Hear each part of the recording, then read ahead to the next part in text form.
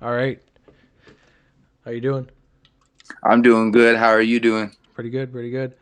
Okay, so yeah, we'll probably just ask you about the Skinny from the Nine situation for this sort of interview, so I can find the information pretty easily, slice it up, make a pretty good video, and then if you're up for it, I have a co-host now, and I'm gonna see when he's ready. If you want to do like a full-on interview about like some of the stuff you were talking about, we can.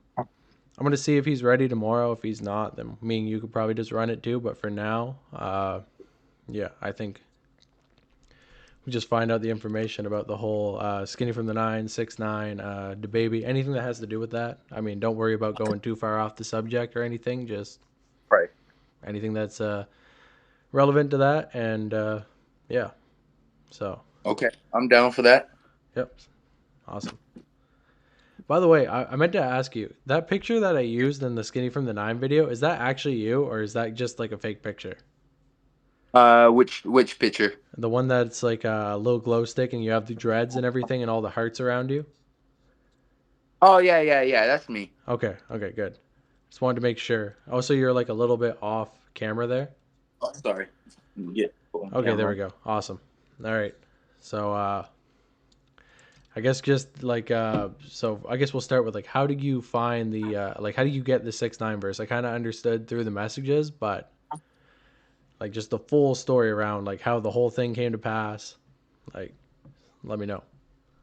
Okay, so I know it may sound a little bit off topic, but I had posted a snippet to a song called "Up Next" back in 2019. Hmm. But around that same time period, I had messaged Slim Jesus. I don't know if you know who that is. I do, yeah, actually. And I messaged him. I was like, "How much do you want for a feature?" And he literally responded back within maybe I want to say 30 minutes, and he said 500. This was in 2019. Okay, So okay. me being a clout chaser and stuff, I sent a video to Slim Jesus since he answered my DM request, and I started talking a whole bunch of shit to him, just like saying I knew where he was staying at, and I just made a whole bunch of shit up. But for some reason, he thought I was really beefing with him, so he goes on Instagram and puts out a clip saying "fuck little glow stick ain't want no smoke," and I could even send you that clip too. Okay. Basically, after that, I don't know, maybe a couple days go by. Antonia, which his old name is Forever Pop, had seen that video on Slim Jesus' page and he thought it was funny. So he came to my profile, seen the snippet to Up Next. He started following me. He commented fire emojis on it. He liked my post and then he sent me a DM. I seen that I got a DM by a verified account, so I was like, "What the fuck?" And I thought it was like one of those like label accounts that try to get your money and stuff. So Yeah. I opened up the message, and it was basically the guy who basically was put on by Trippy Red, Okay, okay. and he's like, "I want to be on a remix. Is there any way we could be on a remix?" I was like, "Yeah, I can make that happen." I was like, "Are you for real about it? Are you dead ass about it? This ain't no prank or nothing." And he's like, "Nah, like for real, this is serious." I was like, "How long would it take you to get me the verse back?" He said, "About 48 hours." Literally, shit you not, bro had the verse back within an hour and a half. And then after that, we just started like, making music and stuff more often together. And we built like a friend relationship. And I got the song from him. Okay, so he's a producer or he's like a rap or he kind of does both. He does both. Okay, so he got put on by Trippy Red. Like, what year would you say that they really like popped off together? Like, what song put him on? Would you say? Um, I'm not sure if Dead Man Wonderland or if Rack City 2 came out first, but Okay, whatever song came out first with Trippy Red, that's the one that kind of put him on the map. okay. So this was back in 2017, then, like a Love Scar or a Love Letter to You one type of thing. Like he was producing on that one.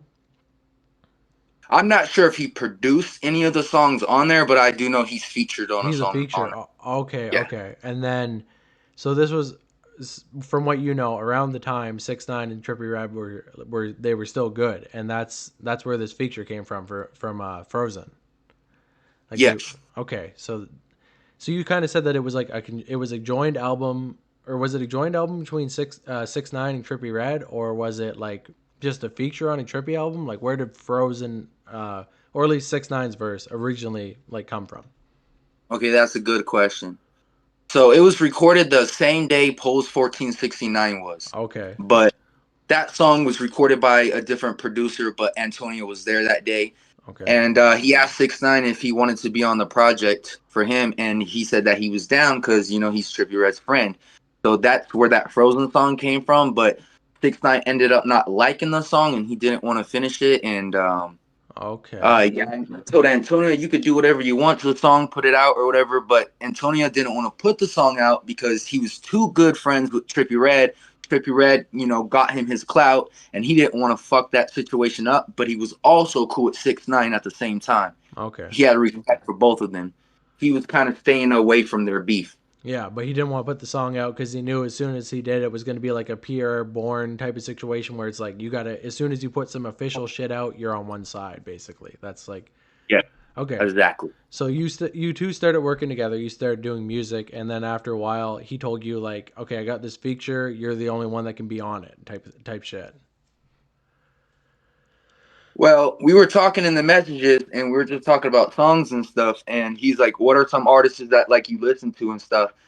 I was like, during the time I was listening to 6ix9ine heavy, so I was like, I listen to 6ix9ine and blah blah, Comethazine, a little bit of Lil Baby. He's like, okay, okay. He's like, out of all the people you mentioned, he's like, can you guess which artist that I've actually worked with? And at first I said, a different name. I can't remember which one I said, but he's like, nah, it ain't that person. It's definitely 6ix9ine.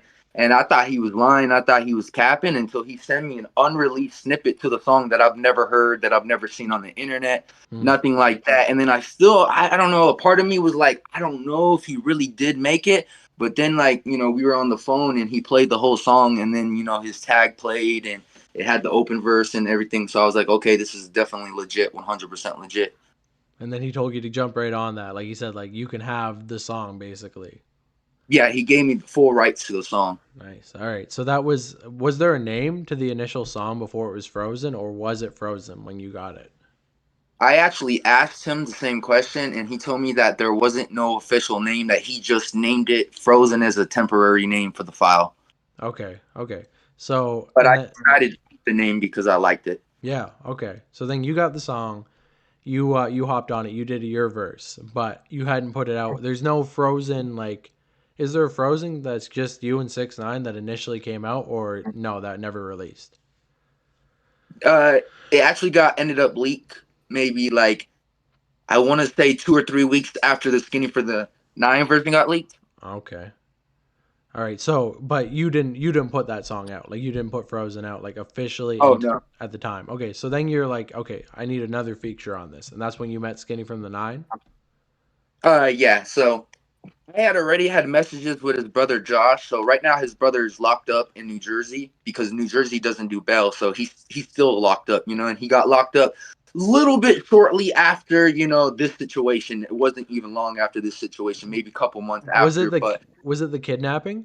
Like when they kidnapped that dude? Is his brother still locked up from that situation? yeah, that's the situation that he got Okay. locked up. So do you think like Skinny might have snitched on his brother to get him to take the time, or you don't know? You're not. To be honest, I'm gonna be honest with you. I low key think Skinny from the Nine did do that, and the reason I say that is because Skinny is really the only rapper that I noticed during out the whole SoundCloud wave that actually, had somebody close to him that he was feeding, clothing, trying to help get clout, trying to push, the brand and everything. That's why he made Josh his manager for a little bit. But yeah, I definitely feel like Skinny would do that because Skinny did a lot of stuff for his brother, and I feel like his brother is only there for the money and for the clout, not for Okay. Skinny himself. Okay, okay, I got you. So he just like because we know he's a known snitch at this point because he snitched on that other dude back in the day. So that happened in 2019. He's still locked to this day, 4 years later. Did he catch like Yeah, 20 years?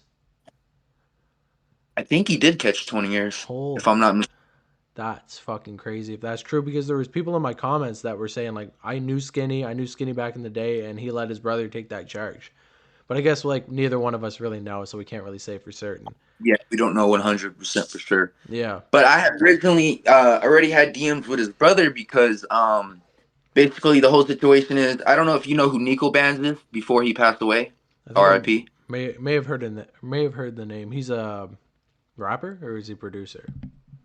He's a rapper. He was like a white Crip rapper, Okay. like a dude. And that dude was, when he was alive, Skinny from the Nine, put him on his team and try to sign him and shit like that.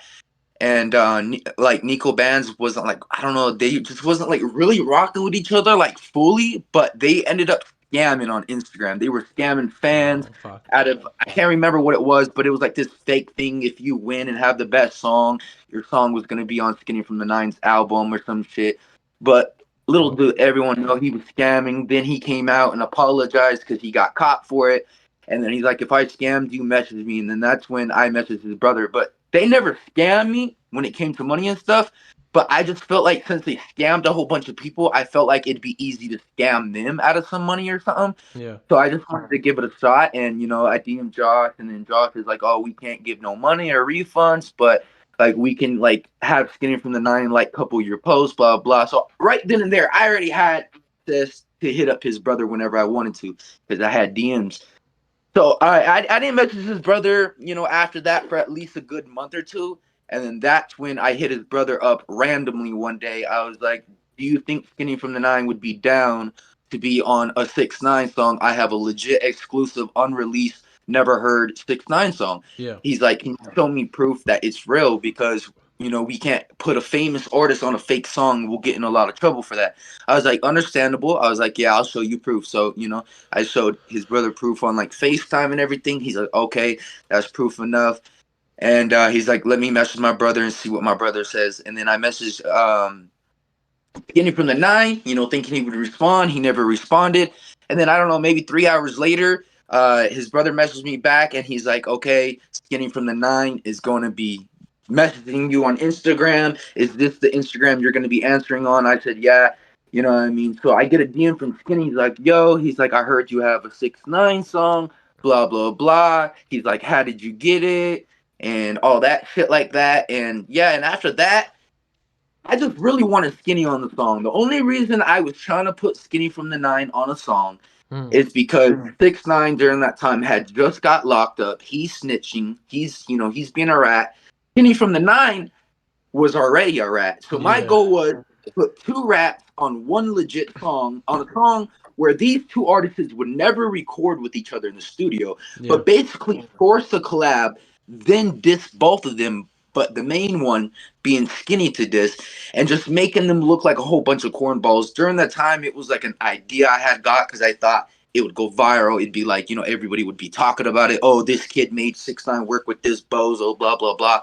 But it didn't really end up being like that because he just kept telling me, send the full song, send the full song. You know what I mean? I was like, nah, I just don't trust it. And, you know, some of my rap friends I was talking to during the time in the underground scene, like Wyland, for example, I don't know if you know who that is, but he's the one who kind of put Yeet on and kind of helped Yeet with his sound. Okay, yeah. He's like he's like the pioneer of all these, like, you know, the rage type of rapper. Yeah. He doesn't make rap no more. He makes like directly straight pop music, but during the time, you know, I was talking to him and I was telling him about the 6ix9ine song. I was like, should I send the whole thing to Skinny? And he's like, don't do it, bro. That'd be the dumbest thing any artist could do, is just send a big feature like that. Don't send it. He's like, if you're going to send it, make sure you distort the lyrics a little bit where, like, yes, it's viable, it's listenable, but it's not releasable. Yeah. It's not believable. You know what I mean? I get what you mean, yeah. It's like not the actual like full on, like people will know it's fucked when it comes out, basically. Like if Skinny tries to just take it, because you can't. Did you at the time? Do you know that Skinny was so like thirsty for his 6ix9ine feature? Like he was rocking with Shoddy and all this shit at the time, or you just didn't even know any of that? Well, the craziest thing about this is during the time with the 6ix9ine song, he actually wasn't talking to Shoddy no more. Yeah. He was thirsty in the DMs because I didn't think he was thirsty at first, but he told me he was thirsty in the DMs because he kept saying, send me the full song. And he literally sent me a photo of him and 6ix9ine at the fucking Kiki music video. Yeah, yeah. I was like, I don't want to see that. That's a fucking fan photo. Like, what is that supposed to tell me? He's like, yeah, we were signed by the same manager, Shoddy, at one point, and I was like, did you ever make a song with 6ix9ine? I actually asked him. I was like, did you make a song with 6ix9ine other than this one you may be on? He's like, oh, to be honest with you, I never worked with 6ix9ine. You know, 6ix9ine just never wanted to work with me. That's what he literally said in the DM. He literally said he said 6ix9ine did not want to work with him. Yeah. Yeah, I mean, it makes sense. 6ix9ine is in the he tries to make this whole narrative now that like 6ix9ine was like jealous of him and all this shit. And like from what I can tell, 6ix9ine, if you didn't know, like if you watched my video, he was never signed to Treyway labels. He was signed to 10K Projects, which is like kind of an industry plant type of like label basically. He got put on with Trippie Redd. Shoddy couldn't get him signed, and that's why the whole shit went down. Why 6ix9ine initially got locked up. He was already in trouble for snitching and da da da, or not snitching, but he was already in trouble. Like they were already trying to do a RICO on them, but they thought 6ix9ine was gonna get hurt, and basically why he was gonna get hurt is because he went to meet Elliot Grange, which is the leader of 10K Projects, to re-sign the deal. That $10 million deal you heard about. Right. That's what he was trying to do. And Shoddy basically went there, went crazy, started throwing chairs around. Some guy got shot in the fucking in the back. Like his name's Crippy. All this shit, right? And the whole time it's because he wanted to make Treyway an actual label. And Shoddy's old, right? Like, you know, Shoddy did a lot for 6ix9ine, we can't lie, but he doesn't know a difference between what makes a 6ix9ine famous from Skinny from the Nine. So he was like, I can make Skinny from the Nine, the new 6ix9ine. They were never fucking signed like that. Like it was never any of that. But so that it makes perfect sense that he would steal your song, honestly, because he you could tell if you ever watch those Hollywood Fix interviews, he's trying to be 6ix9ine the whole time, but then he got his ass beat and he couldn't play that anymore. So have you ever seen Well, that? I don't know. Yeah, I seen that, and I don't know if you heard the couple band version with Skinny on it, but he tried to sound like 6ix9ine on that 6ix9ine song. That's the crazy thing too. I bet, yeah. Trying to be gangster, right? Like Right. then he made that whole video like fuck or he's like 6ix9ine shouldn't have snitched on Shoddy, and then he was dissing 6ix9ine later on. Like it's just man. So you got all like the screenshots and all that of like basically him stealing the song, and then you said he also stole the song from like he's notorious for stealing songs from people. Yes, he stole one from Lil Mosey. Him and what's the other rapper's name? I think his name's like Journey CC or whatever his name is. Him and Skinny from the Nine stole Lil Mosey song. So what happened with that is I don't know the whole situation, but what I heard from that is basically the Lil Mosey open verse was leaked, and then Skinny from the Nine, Journey hopped on it, and then they tried to release it through all platforms and stuff, but it didn't go out on all platforms. It didn't work or whatever. Yeah. But everybody for a little bit believed that Skinny from the Nine had a song with Lil Mosey, but Lil Mosey said in an Instagram live, he literally said, he's like, I never worked with Skinny from the Nine. He's like, that guy and the other guy that he's been working with lately, they stole a song that got leaked. Like, they didn't steal the song directly from Mosey, but it was like a leak that not many people knew about, maybe like one or two people. So they thought, oh, it's a great opportunity. Let's make people believe we have a song with Lil Mosey. But no, that was stolen as well, too. Okay. So you said him the full thing with the distorted lyrics, and that was what he ended up releasing. That's like what the fuck is that song called? 40 Bands or whatever. Is that what it's called? Couple bands. Couple Bands. Okay. But I actually never see. The crazy thing is, I never sent him the distorted part because when Wylan messaged me back and told me to do that, I had already sent half the song, and then I told Wylan, "Yo, I already sent the song." He's like, "Yo, bro, did you send the whole thing?" I was like, "No, I didn't send the whole thing." See, that's the thing where kind of saved me. Yes, I was kind of dumb trying to put another artist on, sending half the song too Skinny and maybe like 20 seconds of the open verse. But I think the smartest thing out of this fucked up situation that I did was not send the full song. Because if I would have sent the full song, then for sure nobody would believe me about the song. Then for sure everybody would think Skinny has a song with 6ix9ine and stuff like that. Because if you listen to the Couple Band song, it just sounds fake. He put a whole bunch of parts together to make it sound longer than the version I sent him, to make it sound like if it was official song. Yeah, but it wasn't. It's true because I remember in 2019, like I got right on 6ix9ine right before he went in jail, and we remember Case 19. We're like, that's crazy with Josiah, and then we heard about Tsunami. If you've ever heard that song, it's with Joe Young and Mike Rowe.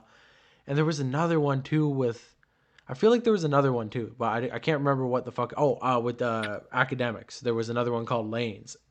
We never. Oh yeah, that one. We never heard this fucking Skinny from the Nine song, and then I started talking to people who were like kind of around that situation, and they're like, they were telling me about it. They're like, okay, so Lil Glow Stick, they said basically you had like something where you were selling off beats, you were selling off verses, and that's where Skinny from the Nine ended up buying the song. So that's like initially what going into that video. That's what I believed because at the time I didn't really know who you were. I thought maybe you were somebody in New York who may have actually known 6ix9ine in real life because there's a lot of features we're still curious about in the 6ix9ine fan base, like Willie Blanco, Glow Part 2. We don't know about that. We don't know about all these features. So uh, Right. that's initially what we thought is that you might have known him from New York. But anyways, after he stole the song, did you message him and you're just like, "What the fuck, bro? Like, what do you?" Or were you just like, you just knew it was So over? I sent him. So I sent half the song June 14th. He leaked it June 15th. Now the only reason I knew the song was leaked is because I seen it in my recommended 6ix9ine featuring Skinny couple bands. I was like, what the fuck? I was like, they have a song together? Let me hear it. Yeah. Then I heard it was my song. I was like, fuck. So I call his brother because I messaged Skinny. Skinny was ignoring me, not reading my DMs. I also had his brother like on the personal phone call, which I wish I had his phone number still with all the messages, but that was on my old ass phone that broke. But I basically called his brother on the actual phone call, and I was like, "Yo, what the fuck? Why did he leak the song?" And I wasn't even on it and stuff. My part wasn't even finished being mixed by my engineer yet. You know what I mean? So I wasn't even technically on the song at that point. I was like, "Why did you leak it? Blah blah blah. Like, why your brother do this? Some shit like that." He's like, "Oh, sorry, bro. We didn't do this. We tried not to do this. It just happened. The engineer leaked it." But funny thing is, the engineer actually contacted me like a week later, saying that he apologized and that he would give me something if I accepted his apology and stuff. That it wasn't his fault. That Skinny basically made him leak the song. Okay. So they reached out to a YouTube channel called, I think it's, what is it called? I think it's called Rap. And they asked them if they can post it, and they posted it. And then that's where everybody thought it was a real song because of how big the Rap YouTube channel is. And I messaged Rap a billion times asking them to take it down and stuff. They said, "Show me proof you own it." And I showed them proof, but they're like, "Okay, have 6ix9ine message me. Have 6ix9ine Huh. message us." It's like, y'all don't understand how the fucking music industry works. I can't No. just tell 6ix9ine, a guy that I've never talked to in my life, to message y'all. You know what I mean? I got Yeah. the song from a producer. 6ix9ine don't even own that song. He probably doesn't even know that I have a song with him. No, probably not. Because like at this point, like there's also a song with oh, man, I wish I could remember what it's called now at this point. But there's another song that it's Diablo. If you know who that producer is, works with Lil Xan, worked with Lil Pump. He has Oh a yeah, yeah. song. He put it out at some point during like he goes to Icebox, shows it like I don't know what to do with it. He gave it to another guy, kind of similar to what happened with you. Came out for a while. It was I forget what it's called Block Bang. I don't know if they changed the name for it. Oh, I know what you're talking about. Yeah, yeah, and they I think 6 month I think 6ix9ine's management or something got in contact and took it down. I don't know. It's really weird with 6ix9ine because he reuses features so much that it's kind of hard to like track down all this shit because oh yeah can Well, I would agree like that. I would agree on that because the Frozen song is actually not the whole song, but the verse. I would say 90% of the lyrics was already in a song, but that song ended up getting released way after the Frozen song got leaked. It came out like 2021, I believe. It's a song called Red. It's basically old 6ix9ine shitty verse, and he reused that verse on Frozen to make it sound better. The only thing with the verse that's different is one bar. I forgot what he said, but one bar is completely different in both versions. But other than that, it's basically the same lyrics and same flow, just different beats and okay different.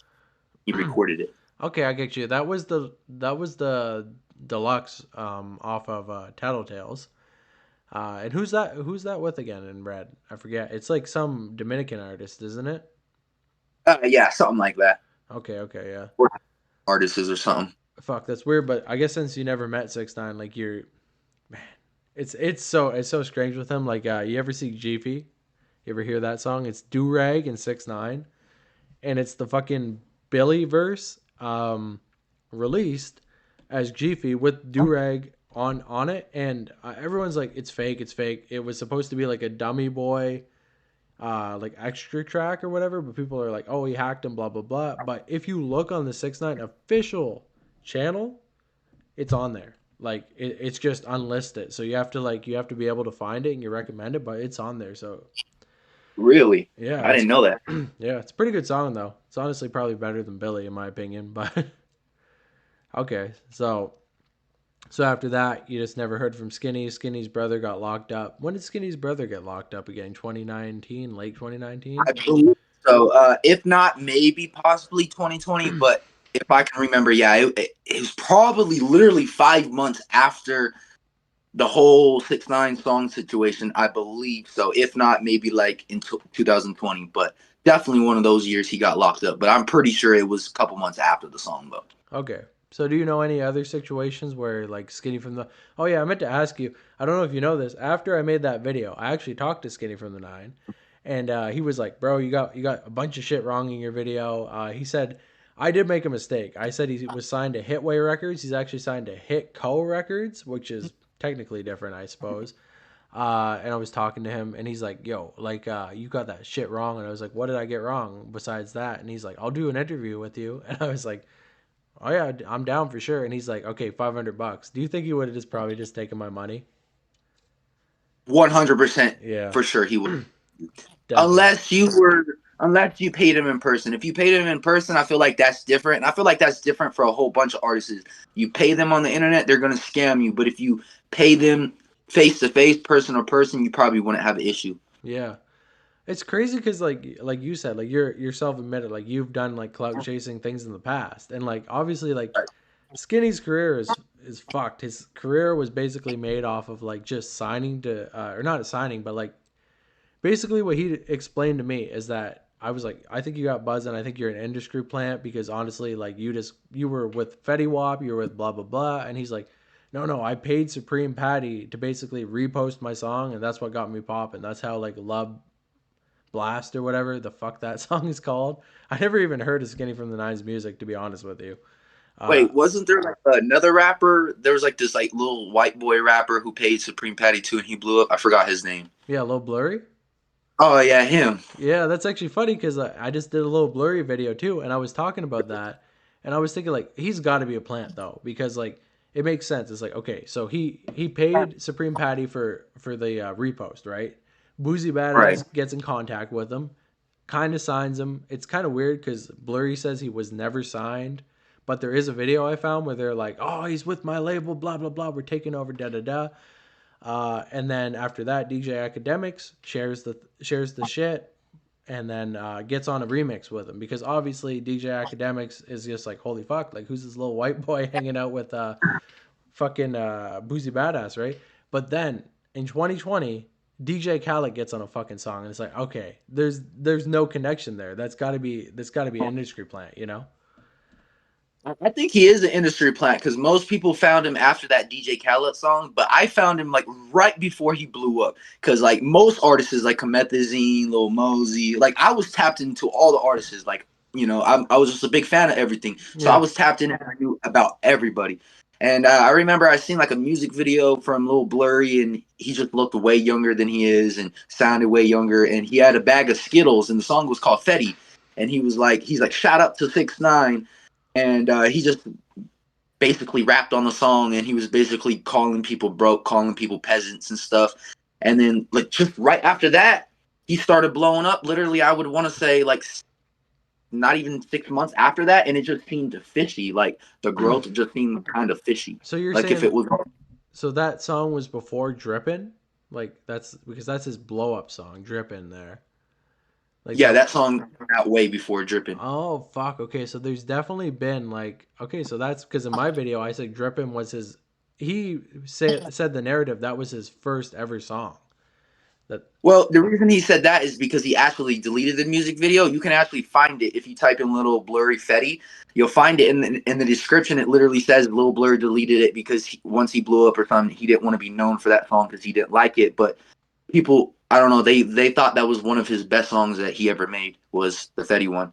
It was kind of more low quality, but I mean, I ain't gonna lie. During that time when I was a kid, because I'm 23 at the moment, but I remember seeing Lil Blurry probably when I was like 17 or something, and I ain't gonna lie, I thought the song was fire for the time being. Listening to it now, it's like this little white boy trying to be a rapper. It's not like a good song. Not I'm not a hater, not to hate or anything like that, no, but but Didn't listen to it now, but no, that song was kind of tough a couple years ago. I ain't gonna lie. Yeah, let's be honest. That whole wave of the youngest flexor shit that Lil Pump started, that was all fucking corny, in my opinion. I found him from a Yeah, DJ Khaled song.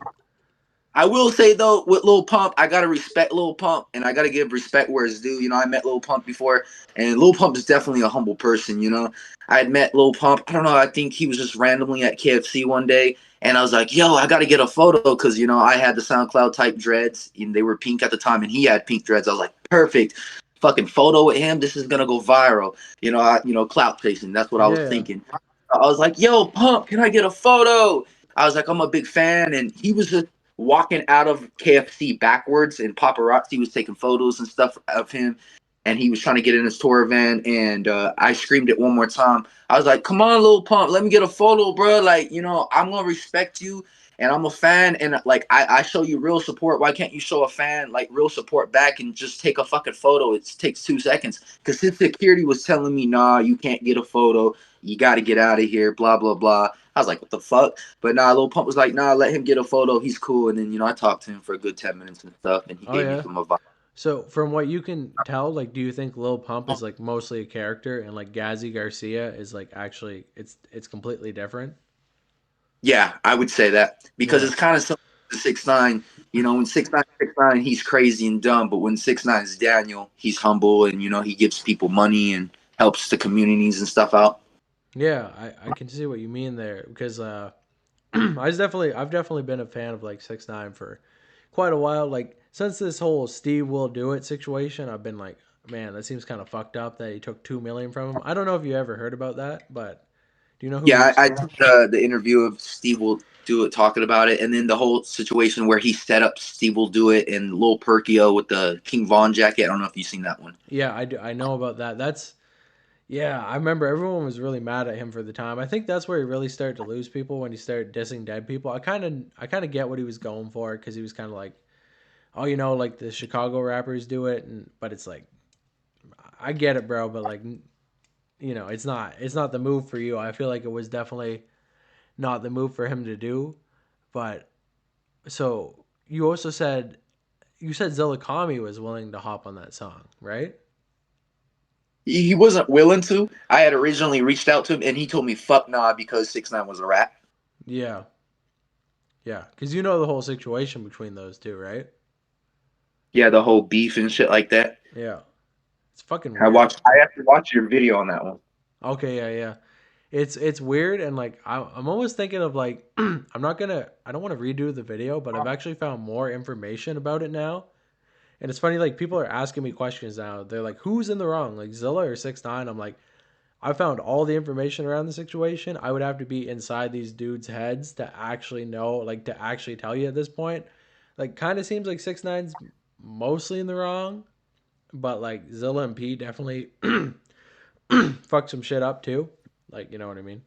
Because I mean, I can give you a little bit of exclusive information if you want, because I don't know Zilla Kami too close like that, but I actually know a person by the name of Bore Nothing Misfit. He actually produced the song called "Screaming in the Rain" on City Morgue album, and I oh yeah, actually went to high school with this kid. I don't know if you ever heard the song. I haven't They yet. ended up they ended up paying him more money to take the original tag out, but if you look up the OG version, you'll find it with the tag in it. But he produced that, and he's actually brothers with Toby Ali, which I used to be cool with too. He's a producer, and he's blowing up right now too because he produced Johnny Dang for the Mexican OT or whatever his name is. But basically, they're real cool with Zilla Kami, real tight. You know what I mean? Yeah, And produced way more songs for Zilla Kami. They just never seemed to come out or got leaked yet. Just that one song that they released is all we can really hear of at the moment. But basically what Boar Nothing Misfit was telling me about 6ix9ine and stuff is the whole situation with Zilla Kami is just really because of jealousy in a way, and because Zilla Kami kind of felt like he was betrayed, like he kind of like helped somebody to reach a certain point, and then that person, fucks them over type shit. But yeah, end of the day, I wouldn't know 100% sure because I never met Zilla Kami in person, and I never met 6ix9ine in person, so I don't know how they act in person and their emotions and stuff like that. But that's what I was told by Born Nothing Misfit is that basically Zilla Kami just kind of felt betrayed by 6ix9ine. yeah. I get you because it's kind of weird because like it's all everyone's like it's Zilla versus 6ix9ine when it's almost it is Zilla versus 6ix9ine, but it's also it seems like it's more about Sos Mula than anything because excuse me, because 6ix9ine was originally with a gang called Loaf Gang. That's where he got his like whole start. He wasn't really a rapper. He's just around them, HIV, blah blah blah. He got Righteous P found him, got him like set up, got him a rapper, but he was shit at lyrics, right? He kept saying that Tekashi 6ix9ine from the scum fucking squad, blah blah, that fucking same verse. I don't know if you ever heard that. That's in like 9 fucking songs from Tekashi. He used that verse every day. Sticks and Stones is what it was originally called. He gets linked up with Zilla, right? Because that's Righteous P's little brother. Starts ghostwriting for him. And then after a while, I don't know if you originally know, but Helsing Station, like Yokai was Zilla wrote like 6ix9ine, Zilla, like they wrote like a back and forth verse. But that was like 6ix9ine featuring Zilla. Helsing Station originally when it came out was Zilla Kami featuring 6ix9ine. And I think 6ix9ine was cool with that at the time because I think he was like, okay, like, you know, I can put Zilla on whatever Zilla's been doing but then Sos Mula came home from jail. And I just seen a Right. picture recently. Everyone's like, "Oh, Sos Mula stole or 6ix9ine stole Sos Mula's style." I'm like, "Nah, they don't look anything alike. They don't look." I just seen a picture from early 2016. Sos Mula has half green, half purple, long hair. So I'm like, "Shit." If you watch my 6ix9ine Iceberg, you can see that picture. Clearly, it's like, okay, 6ix9ine definitely did steal that shit because it's the same. It's like the same style. So they start making this song called fuck or what is it called? It's like it's supposed to be 6ix9ine's fourth song. There's 6ix9ine, Pimpin', 4769. That's also called Dirty Like Me, and there was one called Fuck Them. I'm pretty sure that's what it was called. Not 100% Yeah. certain. Yeah, yeah. So that was supposed to have Tay Millie on it, which is the guy that 6ix9ine actually got in trouble with for the whole pedophile shit because Tay Millie was a friend of Sos Mula. They have a video together that's called, or a song together that's called Block. I'm pretty sure it's called Block. You can see Sos Mula in that video, so they're homies. They go record that song, go to a party afterwards at Sos Mula's house. Sos Mula's not there, but they get linked up together. He's like, "Hey, yo, Danny, you got any girls to bring over?" At the time, he's still with Sarah Molina, so he's like, "Nah, I just got my baby moms. I'm not da da da." He's like, "Oh, I'll bring a girl over from last night." That's the fucking 13-year-old, right? Brings her over. Right. 6ix9ine records a bunch of shit, posted on his Instagram. Actually goes on World Star at the time, which is what I find fucking crazy about the story. That was on World Star at the time. So like the whole pedophile like video was actually on a big ass channel like that. Gets locked up. Sos Mula gets locked up because Sos Mula was selling crack. He had an outstanding charge. He went to trial, went to jail. They both went to jail. And then they got out. And that's when it was like, okay, so now apparently 6ix9ine has beef with Sos because he blames Sos for getting him caught up with the pedophile charges. But I have a feeling, and this is what I'm saying, like when people ask me, I'm like, I'd have to be inside their head. I think that 6ix9ine didn't want it. Like he was cool with Zilla being lit, but he didn't want to be a trio. I feel like there's some weird feelings between Sos Mula and 6ix9ine. So Right.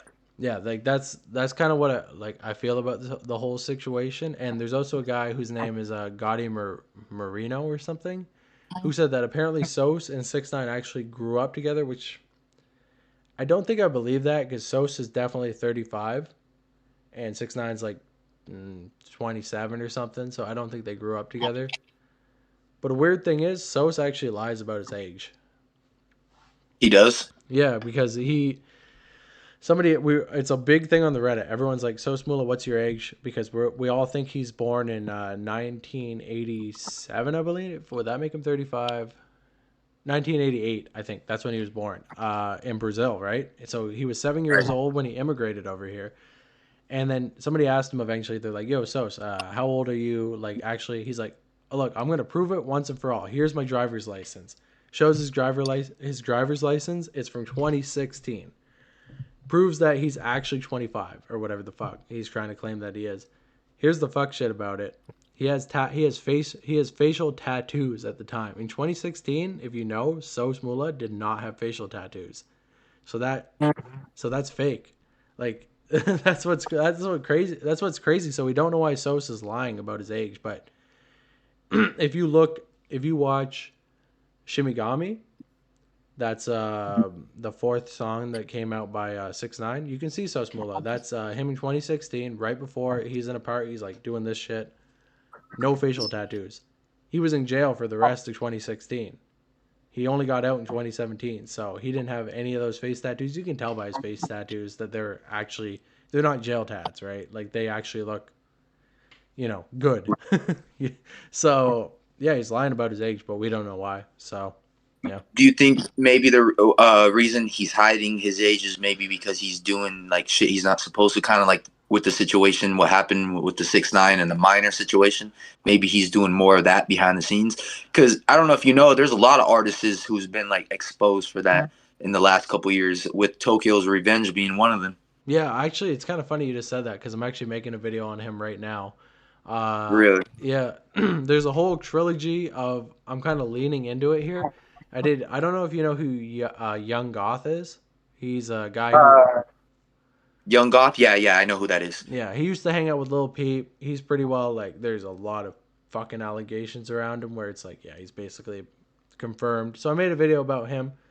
Pretty well received. I'm doing one about Tokyo where it's kind of half and half because I was a big fan of Tokyo when he actually came out, and then like after I heard the whole pedophile shit, and it fucking sucks because that's what I hate about like artists and trying to find information. Instagram, everything fades in 24 hours, so you can see something and then it's gone in 24 hours, right? I Right. specifically remember at the time that Slutty Sony died, if you know who that is. Mhm. Tokyo's Revenge posted a story that's like, fuck all you guys for harassing us, like you basically like caused the suicide. This is what happens when you harass an artist, which is fucking bullshit because he's a pedophile, right? So it's like, yeah, you deserve the harassment you get, you fucking freak. um but he posted that, but obviously that was a story. I seen it at the time. I don't know if that's saved anywhere. It's only up to like if somebody screenshotted that. I definitely didn't at the time because I wasn't doing all this shit at the time. um and now they're saying like, oh, Tokyo's Revenge may be innocent, he may not be, he may be guilty, we don't know. So he's kind of in the middle, right?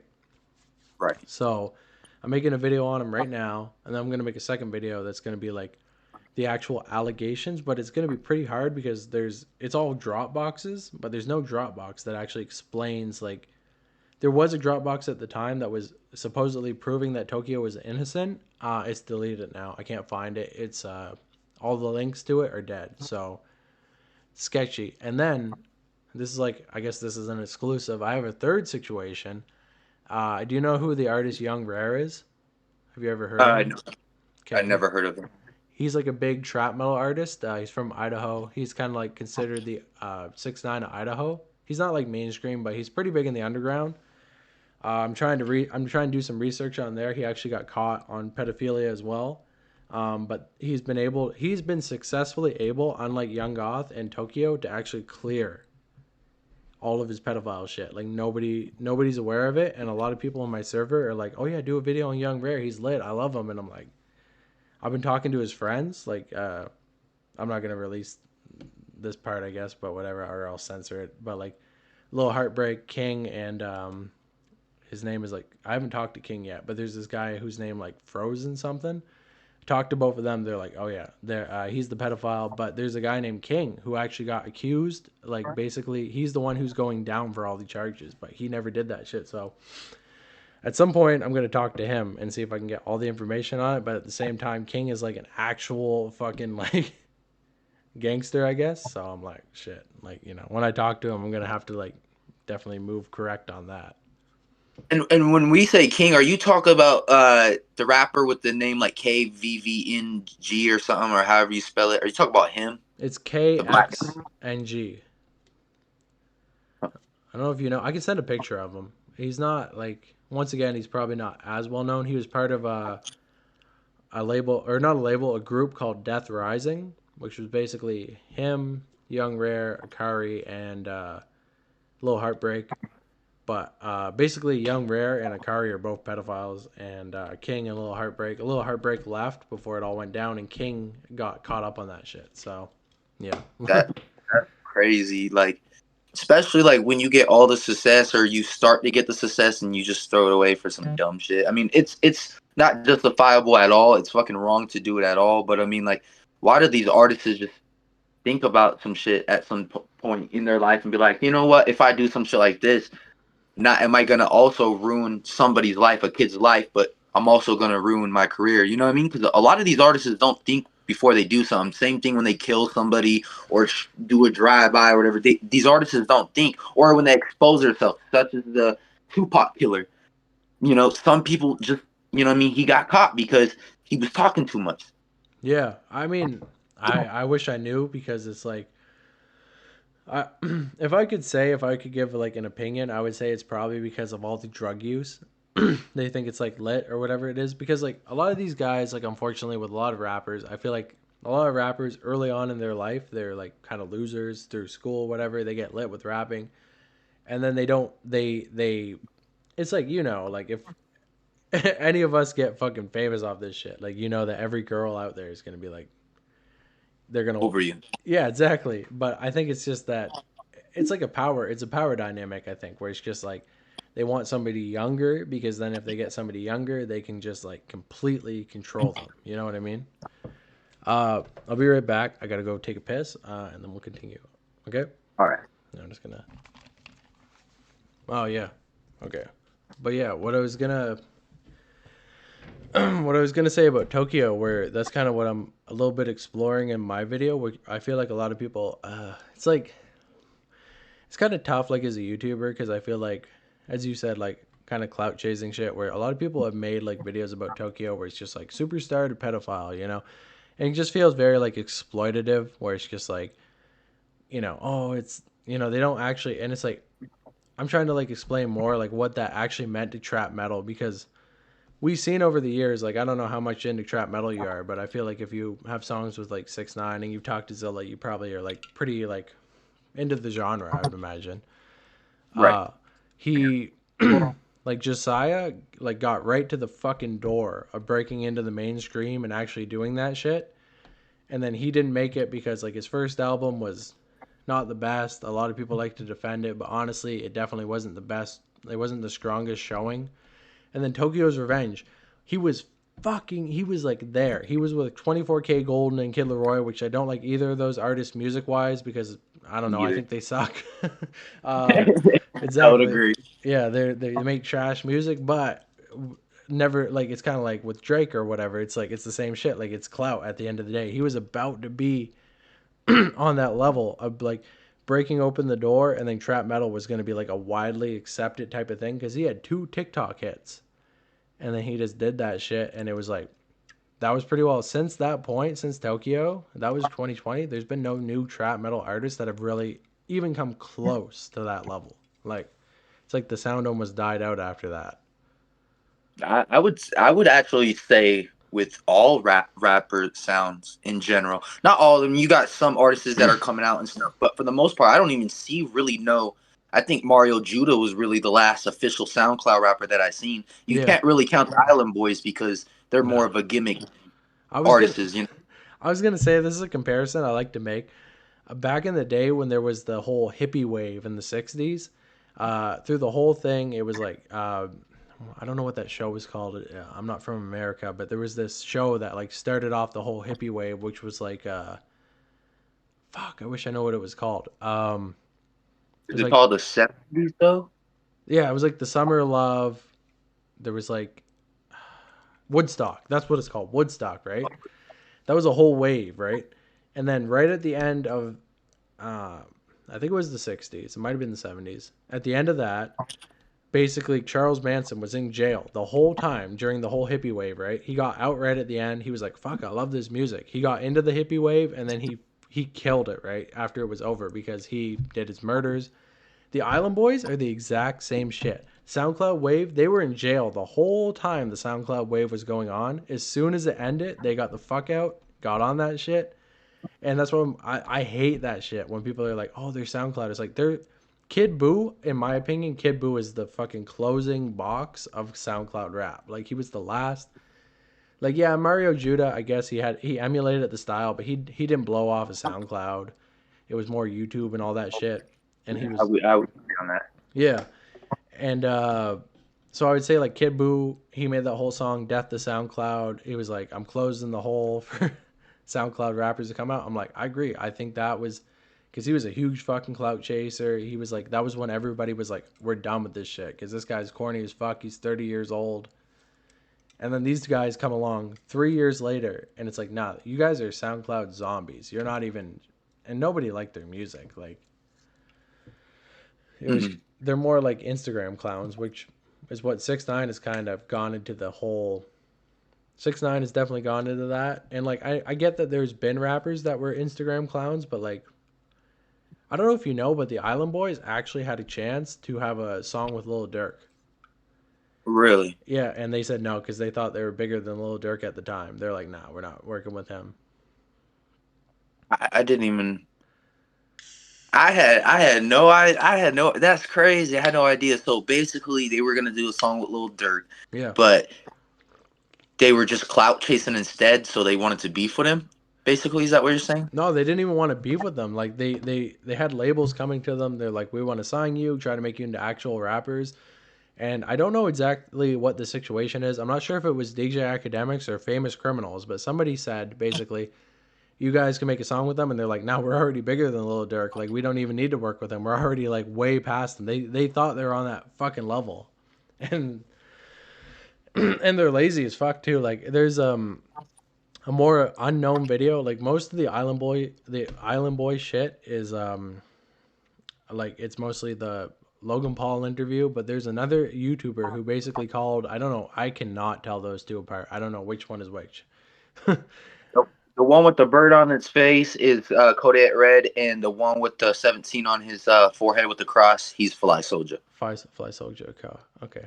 Yeah, and Fly Soldier is the one that can't even fucking rap. Like he doesn't even rhyme. I think. No, yeah, they say Fly Soldier's the one that has the better voice, but they say Kodak Red's the one that has the more potential at rap. I feel like that's true because I feel like Kodiak Red is the one you always hear about. But the weird thing is, Island Boys, like the song Island Boys, that's a Fly Soldier song, and then Kodiak Red is like the feature. So I don't know. I don't know why that is.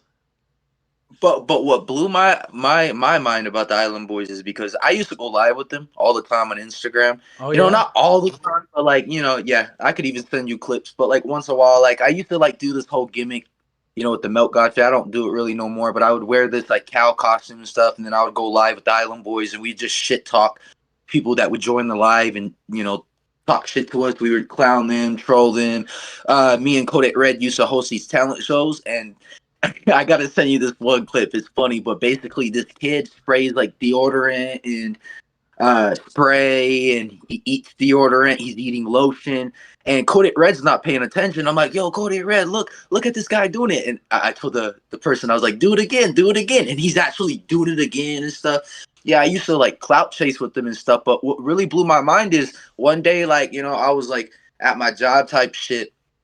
And out of nowhere, like I was on lunch and I was on my phone and I was on the TikTok app and I was scrolling, and out of nowhere I seen is, "Ooh, I'm an island boy." And then every single day, bro, like everybody around me would say, "I'm an island boy." And the crazy thing is, like I used to like make content with them when they were nobodies. They had Yeah. nothing. Like they had 0 views, 0 clout.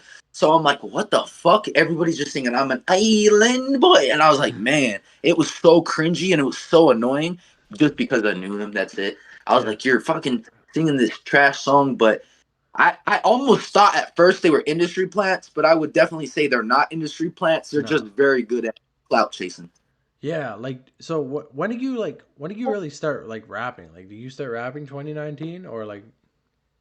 Well, I started originally making YouTube videos when I was 13, 14, and then it kind of slowly transitioned into music when I was like 16. But at the time, I didn't have quality. I didn't know about studios.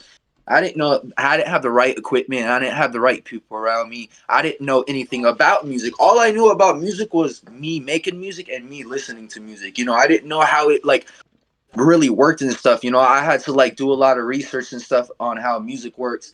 But I Yeah. would say 2018 is when I officially got in the studio, got locked in with the music shit, made it official. And then 2019, a year later, is when I got the 6ix9ine song. And when I got that 6ix9ine song, I felt so good. I felt so great. I was like, it's game on for me. I was like, I thought I was gonna blow up because every 6ix9ine song was on Billboard during that time. Almost every song was on Billboard. It So I was was, yeah. like, this is gonna be on Billboard. No matter if I'm trash or if I'm good on this song, it's gonna go Billboard.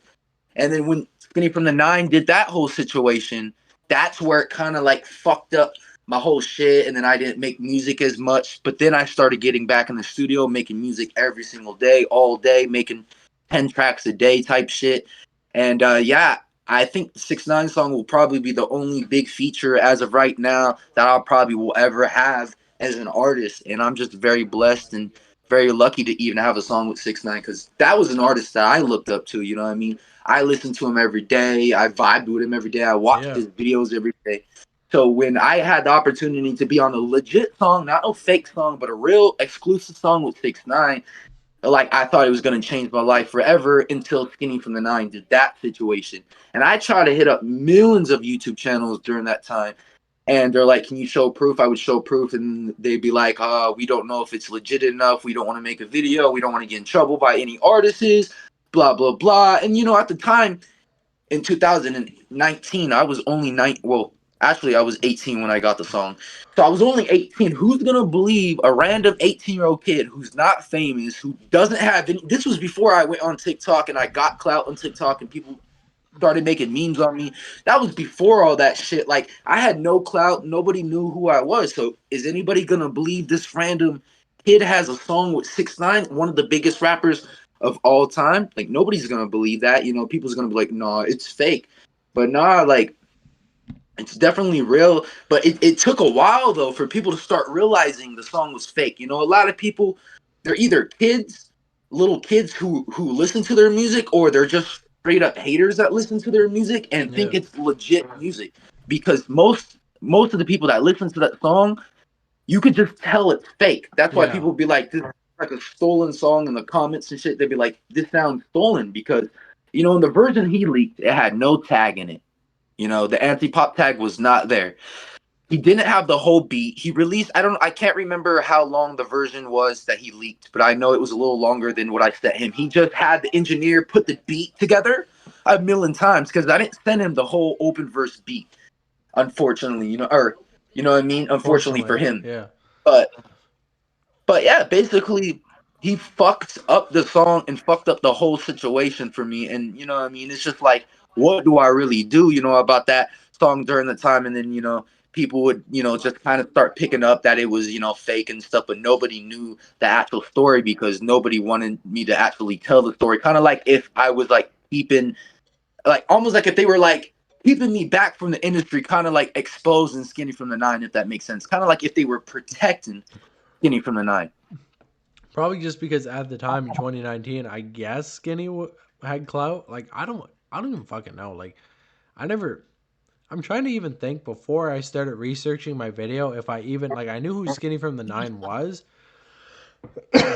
but not definitely not from any of his music. And I don't even like I heard around that he was a snitch, so I looked into that. And I definitely see him back when he got shot in the ass and like I got shot. Like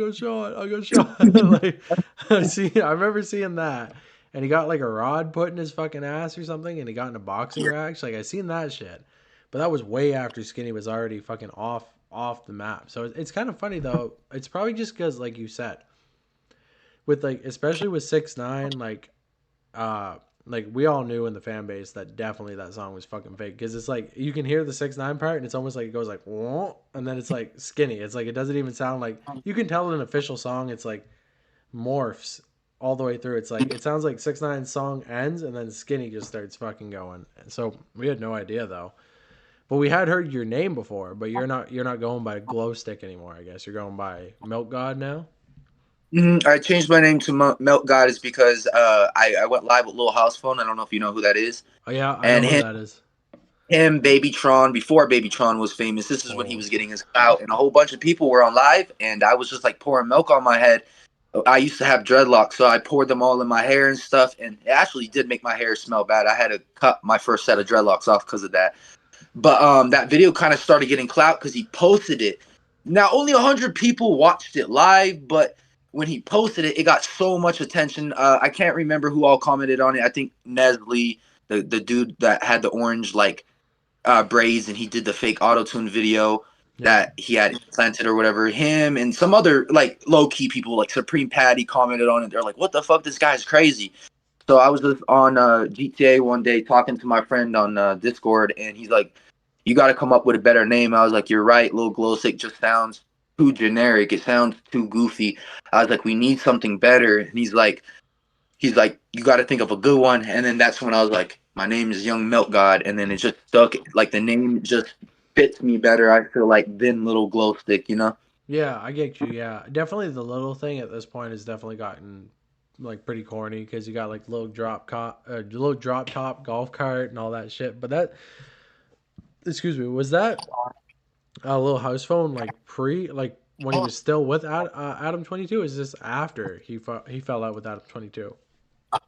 That was before he fell out, and that was before Lil House Phone got any really recognition. I would say I don't know if this was before the 6ix9ine. Wait, no, this was after the 6ix9ine song, definitely because I didn't change my name until Young Milk God until a little bit after. I think it was the same year, 2019. I think it was maybe like the end of the year or something when I went live with him. But yeah, he was still cool with Adam 22 and stuff. And then just after that, like live, we would go live every night and just I would pour pickle sauce on me. I would just do a whole bunch of shit that I would never do in this moment of my life for clout, but it was something when I was a kid I was definitely doing, and I got a Yeah, lot of attention.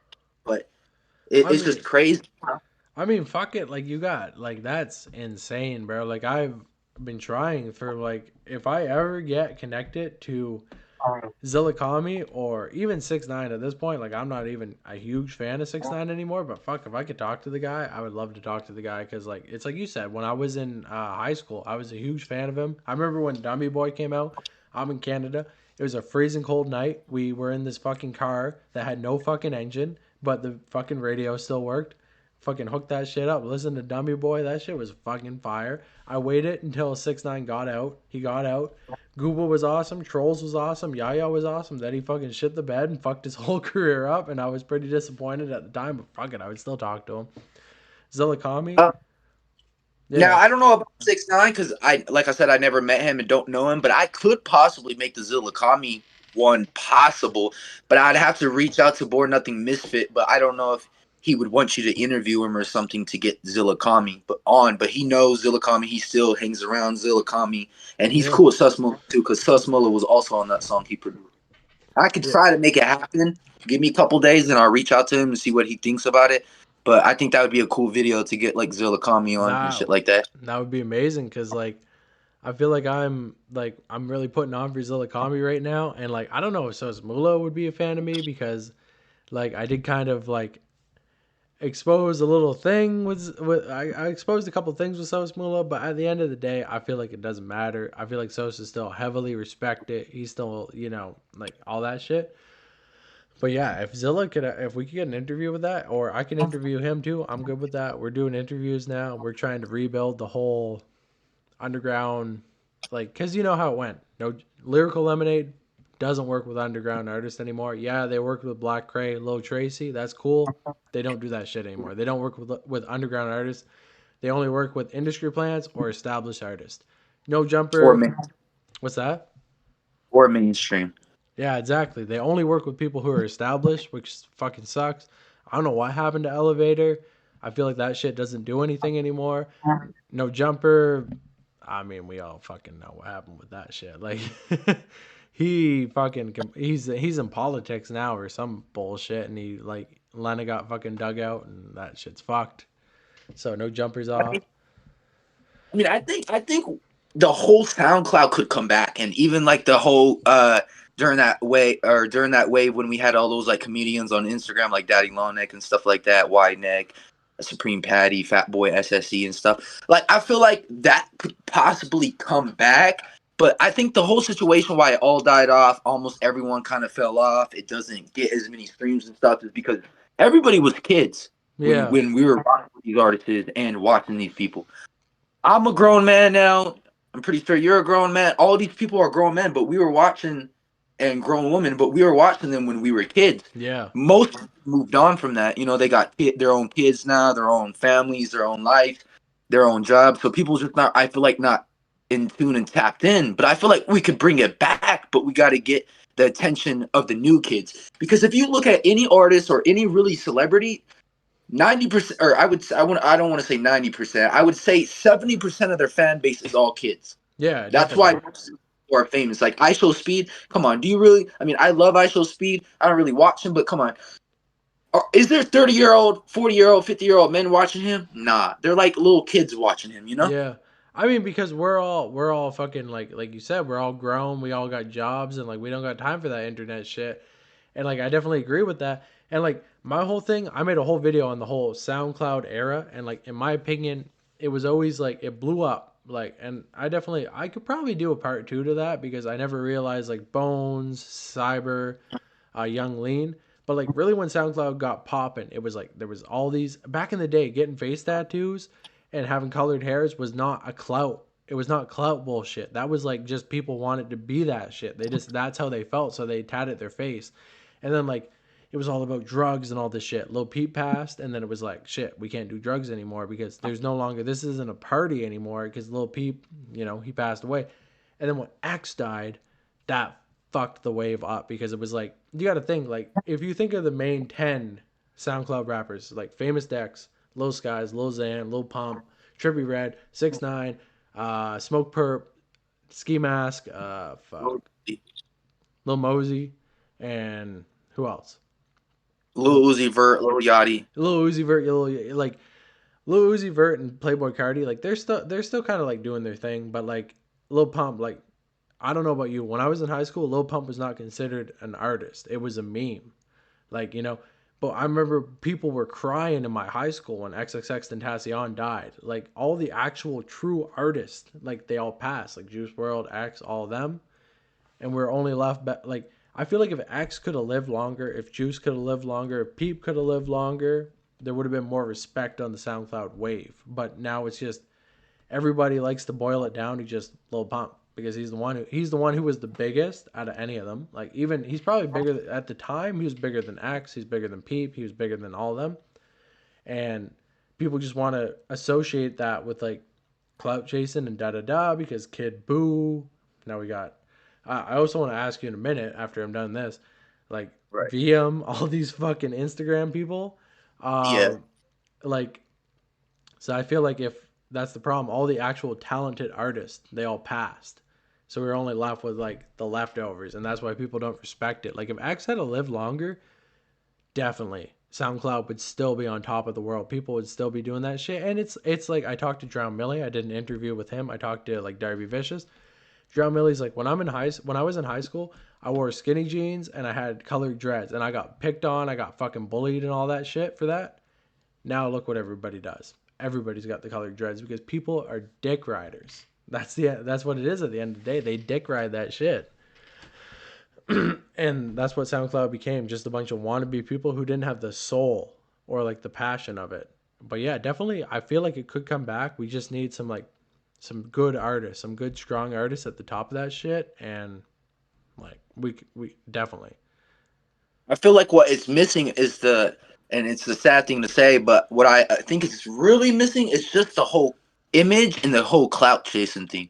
I feel like that's what's really missing right now. That's why nothing's really doing good. Because if you like look at Summers and all these artists, yeah, they're funny a little bit, they do dumb shit a little bit, but they just usually just sit back, fucking release 100 songs in a fucking week and call it good. You know what I mean? They're not like really doing anything that getting them attention like all these other artists is beefing with each other and clout chasing and stealing shit. Like for example, I don't know if you ever heard about Lil Peep, the verse that was stolen. So kind of the same situation with me.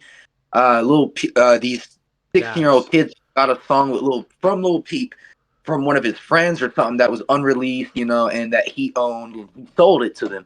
I don't know. I can't remember how much they paid for it, but they bought it and stuff, and they try to get some artists on because I mean, who wouldn't want to be on a Lil Peep song? Just like the 6ix9ine one, who wouldn't want to be on a song with Lil Peep? I'm Facts. pretty Like sure big artists would say yeah, even especially when he's dead. So Dax basically did kind of the same thing, stole their song, took yeah. them off, but he actually sent the stem files. That's where these kids got in a more fucked up situation than me because I only sent half of the song and I never sent the stem files with just the acapella and vocals. He sent the sound files, the vocals, everything. So Dax made a whole different beat, but not just the Dax the Lil Peep song, but he stole unreleased camera footage from Lil Peep's photographer off his camera, then put it in a music video and released the song. And then at first everybody believed it was legit until he was exposed. You know, a YouTuber exposed Dax, and then Dax took the song down. You can still find it on Yeah, YouTube. it's But progress.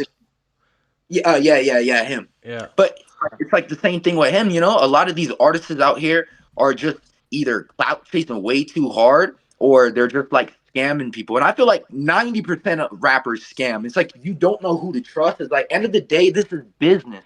People trying to get their names out, their brands out, their music out. But how can they do that when they're trying to work with people that they look up to, and those people scam them and make those people feel like, oh, I don't want to do this no more. I don't want to try to trust any other artists no more, because what happens if it happens again? Because I don't know if you know who Lil Slump is. Yeah, I do actually. Yeah, he's part He of actually, Lil Pump's Wave, right? Like he's one of the yeah, cousins. Yeah. he actually scams me out of a verse. This is before I even made my first song. I think I paid him $90, and he scammed me. Never sent me the shit. Never sent me my song. Same No, thing with Broke Baby. If you know who that is. no, I don't know who that is, but I do Uh, know who Lil Slump he is. he I was think the one who hung out with Lil Slump and them. okay. I think I think Lil Slump is possibly either cousins. I'm actually doing a video on Lil Ominous. If you know who that is. Yeah, I do know who that is. I was actually gonna put him on the 6ix9ine song after it got leaked. I was like, do you want to be on it? Type shit. Because at that point, you know, all I was gonna do is send the beat, not the song. I had already learned my lesson, and he was gonna be on it. But then I honestly don't know what happened. He just never recorded it or something. I forgot what he told me, but yeah, I know who that is. Yeah, fuck. If that could ever happen, that'd be fucking awesome. I talked to him. He seems like a cool guy. He seems like definitely like I'm gonna like show the whole story with him and Lil Pump. He's actually it's kind of weird. He's like he says he's blood cousins with Lil Pump in some interviews, and then other ones he said like no, we just grew up together. I don't think they're blood cousins. I'm gonna tell you like this: they're not. No, I didn't think they were like or and Oak Trap Star is not actually blood cousins with Lil Pump either, or maybe those two are blood cousins. They're not either. Actually, No. um, when Trapstar died, RP to Trapstar. But you know, Trapstar was also another rapper who was scamming people. He didn't scam me, but you know, I never tried to work with him. But he did scam other people as well, and that's what he basically did the whole time. And that's why he started losing fans before he died, because he was scamming everybody out of features and stuff like that. Hmm. But when he died, Little Ominous came out. And I don't know if this was saved or nothing, but he said on a live with a couple people that old Trapstar wasn't actually blood cousins. That he was just around, you know, Little Ominous and Pump during that time. And then once, you know, Pump started getting attention, they thought, okay, let's kind of make Trapstar like an industry plant in a way. Like he's not industry plant, but like they were trying to push that, I guess. That's what he Yeah. was saying, something like that. I can't remember the full story, but basically he was just saying that like Trapstar, you know what I mean, wasn't cousin was with him. But basically what Lil Ominous, his mom knew Lil Pump's mom, when Lil Pump, before he was famous, they were just mad cool. So Lil Ominous used to sleep on, you know, Lil Pump's couch, or Lil Pump used to sleep on his couch. You know, same thing with their moms and stuff like that. Yeah. So they just ran off and said, "Yeah, it's my cousins," because they were trying to get some clout. And I don't blame Lil Ominous, and I don't blame old Trapstar either, because I mean they did get left in the dirt by Lil Oh Pump. yeah. Yeah, So I don't. because basically what it is like I think that is actually true. I think it is like if I'm not mistaken, Oak Trapstar's mom, Lil Ominous's mom, and Lil Pump's mom actually did live together when they were growing up because I know for sure for a fact Lil Ominous and Lil Pump actually did grow up in the same household. Like that's for a fact. I talked to him. He said like basically I knew Smoke Perp. Smoke Perp wasn't rapping. I put those two together in the studio. And then all of a sudden, it was like overnight, like Lil Pump was blowing up. I was supposed to be at Rolling Loud 2017.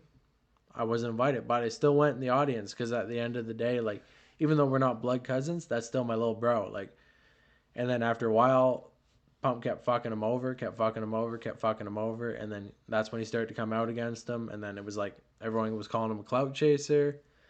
Um, but that's actually what I meant. Like kind of bringing it back around. It's funny. Do you know who Icy Narco is? Yeah, the guy with the blue dreads, Lil Pump wannabe. Yeah, exactly. It's funny because Lil Icy Narco, I did a video on him, and he's more of a Lil Pump clone than you even know because he actually used to be part of 1%, which is Oak Trap Star, Little Ominous, and all that. And when I was talking to them, like Oak Trap Star, like it's like kind of like you said, like you could say, like he's not really an industry plant. It's more like they blew Pump up. Like Lil Ominous definitely made Lil Pump who he is, got him connected with Smoke Perp. Then they started doing drugs, cut him off. So they were just like, okay, we're gonna try to recreate this with Oak Trapstar. And to be honest with you, Oak Trapstar I feel like is a better rapper than Lil Pump. Like has more lyrical ability and all that. I would agree on that. Yeah, Yeah, I yeah, only listened to Pump when I was a kid, and I thought he was good. But listening to him now, he's kind of terrible. yeah, exactly.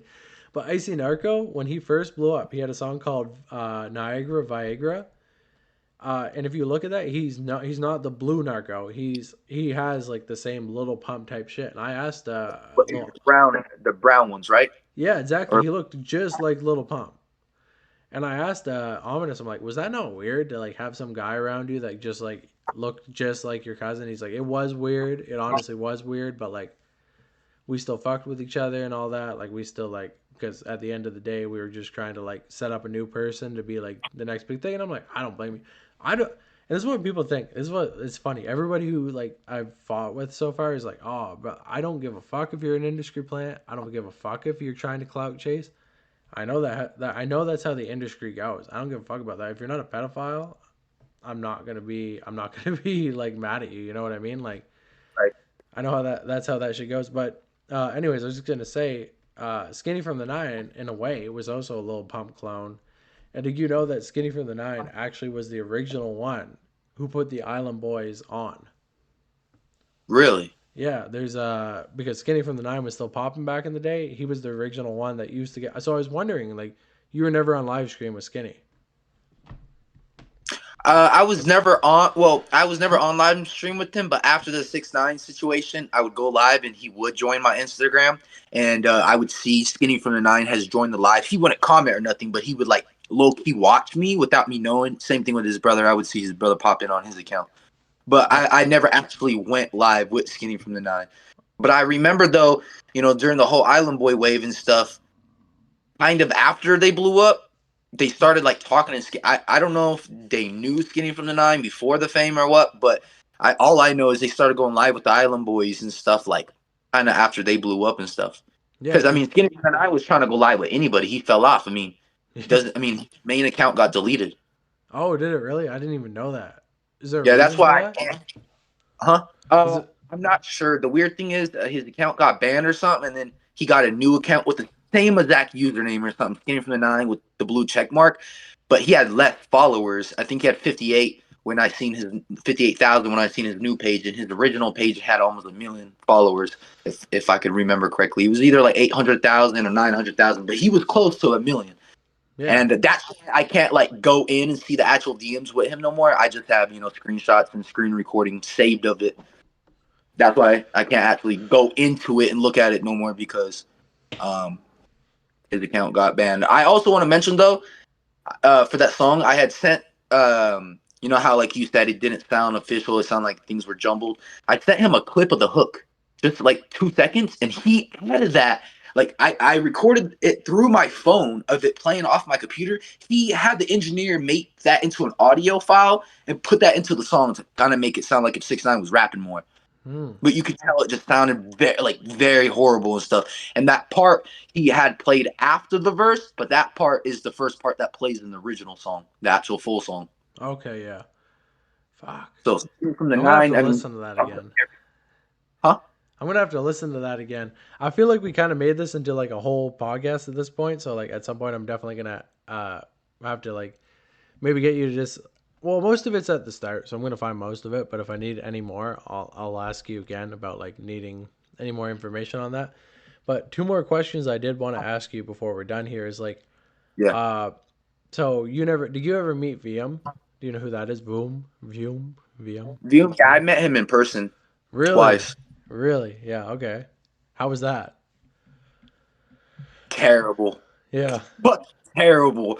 And the reason I say that is because I went to Vume's house and You know, during this time, this was before the Island Boys were famous. He was trying like he had money from selling like THC carts and stuff. Yeah, So he yeah. made it look like he was popping for a minute. But that only lasted for so fucking long until he realized he wasn't making money no more. He had to do promo and shit like that, like posting people on his fucking page and shit like that. He had to realize that he's not making the money no more. But he was making some money for a moment. And Enzo, if you know who that is, and the Yep. Island Boys believed it. And they were cool with it for a minute. And I kind of believed it too, because I didn't know he was selling carts at first. He was like, oh, I'm going to put you on my team. I'm going to put you on my team. I'm going to sign you. We going to get you wrapped up. We going to get you to have money and shit like that. I'm like, okay, whatever. And I believed him and stuff. And I went over to his place when I was living in Florida. I'm not in Florida no more. But when I was over in Florida, I went to his house like 2 times on 2 different occasions. Now, the first time is because he said we were going to make a song. And the second time is because he said he wanted to make a fucking team. And each fucking time, bro was like off perks or something. Like, bro was just like tweaking and shit. Like shaking the whole time and Fuck. didn't know how to talk correctly and just very weird. And then I want to say this about Zoom.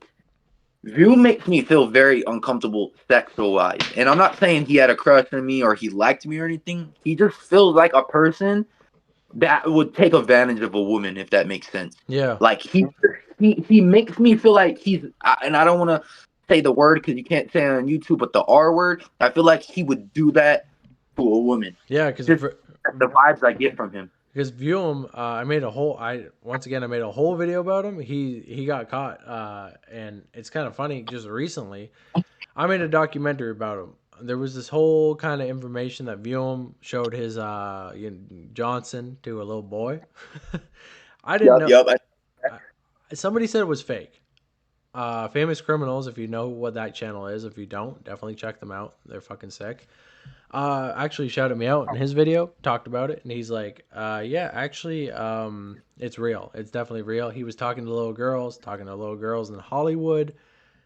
I definitely know what you mean. He got caught on a fentanyl charge, so dude's, I don't know if he's doing fentanyl, but he's definitely off something. Now I don't respect Vume, but I will say this: you were right, and Famous Criminals is right too. You're both right. He's right on him texting little girls and sending pictures to little boys and stuff. Now the actual video was him that I don't know who he sent it to, but he sent it to somebody, and somebody made a fake live out of it to Yeah. make it. He showed his thing to kids on the live and stuff, but that was actually fake. Somebody was just trying to clout chase, Fuck, we and got. that actually hate and view. That's just I gotta say facts and facts are due, but Yeah, I mean, we got to clip this shit and send it to Famous Criminals because that's what I said because there's another video I seen from a YouTuber. I don't know if he's even around anymore, but he said there was like a little thing in the corner that showed that it was fake. I thought it was fake. I've never seen the actual video, but it's like, yeah, VM, he is definitely a creep. Don't know if he's gay, but it seems like everything he's caught on is little girl, like clout chasing, or not clout chasing, but like little girl, like I don't want to say the word, but you know exactly what I mean. Not little boy. So it's like, okay, so I thought that was fake, but yeah, we definitely got to send that to him. But the next thing I wanted to say, have you ever met Rari? Do you know who Rari Armo is? the guy with blue hair, Spanish Yeah, guy. he has blue hair. Yeah, he's from Spain. Now I only met him one time, and I didn't meet him because we were gonna link up or anything. But I know Toby Ali, like I was saying, him and Born Nothing Misfit. They produced for Zilla Kami, they produced the Johnny Dang song and stuff, and he actually, they produced some of my music as well. Um, he had him come in a session one time, and the weird thing is, right, is that they had cameras, they had paparazzi. You had a whole bunch of like these guys come in, and they had ice on their neck, and it didn't look like fake ice. It looked like legit ice. That shit was hidden. They had diamonds on their wrist. They had APs on. I'm like, what the fuck? And this is me recording a song. I had like 10 minutes left in my session, and just out of nowhere, the security guys pop out, and the whole room's crowded. And out of nowhere, you see him with the blue hair and stuff, and he's talking in Spanish to the engineer, and he's like, "Kick this guy out! Like, I'm here. I'm ready to record." And my producer was telling him back in like Spanish, basically saying that like I'll try to get it done as soon as possible, but he has 10 minutes left. And at the end of the day, he can't, just because he's famous, he can't scam another person who's trying to make music or Yeah, fuck another person's music up. yeah, He has 10 minutes left, and it's not long. And he's like, okay, make it fast. You better hurry up on this shit. And I felt like my engineer kind of rushed me the last 10 minutes, Yeah. but I wasn't recording anything. I had already got everything recorded, but he was like in the mixing stage of getting everything mixed and mastered. And I think the song kind of came out kind of terrible a little bit towards the end of the song because it was just wasn't done correctly and stuff. And then after that, they kicked me out of the studio, and then you had his security follow me out. It's like, why is his security following me out? Like, if I'm gonna go to their car or something and try to rob their car, I have no fucking idea. But that's the only time that I ever met him and stuff like that. And the craziest thing about that too is that my engineer was telling him, you should make a song with Milk God, because my name was Milk God during that time. He's like, you should make a song with Milk God. He knows 6ix9ine, and he made a song with 6ix9ine. Even though I don't know 6ix9ine, that's what he told him. And Rari, he's cool with 6ix9ine and made some music with him. And he's like, nah, I don't want to record with this guy. I don't know him. He's a random person. And he's like, who gives a fuck if you recorded with 6ix9ine? And basically, he records with 6ix9ine too. So it doesn't matter if I have a song with 6ix9ine. It doesn't make me special. Yeah. I mean, Rari is a fucking enigma because he is from. I know I've said this a million times, but I made a video about him, and actually Rari responded, left a comment on it, and from what we know, it's very hard to find. He did do a whole interview in what the fuck do they speak in Spain? Spanish, I'm assuming. Whole interview exposing how all of his career was fake, but obviously I don't speak that language, so I can't translate that. But I basically found a whole lot of information. He used to be Armo. It's in Dutch. Sorry, he's not from Spain. He's from where the fuck is he from? He's Dutch. That's the language he speaks. Island Boys actually called him out on that before. There's a little live stream. You look it up, Rari Island Boys. They said, "Where the fuck are you from, bro?" He's like, "Oh no, I'm from here, but I came here because of clout or whatever." He used to be a YouTuber, like a prank YouTuber, like FouseyTube. He had 300,000 subscribers.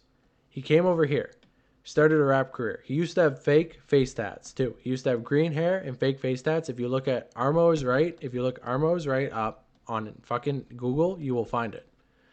After time, his first fucking song was called Tokyo. That shit's deleted. His second song, his first official song, is with 6ix9ine. And this is where it makes no fucking sense. And this is why I told him, I'm like, come on for an interview with me because we got to talk. I'm like, think of who 6ix9ine was collabing with at the time. Like you said, you got a feature, but you said it was like a prior feature. He collabed with the guys on Gigi because they were security for him when he was in a foreign country.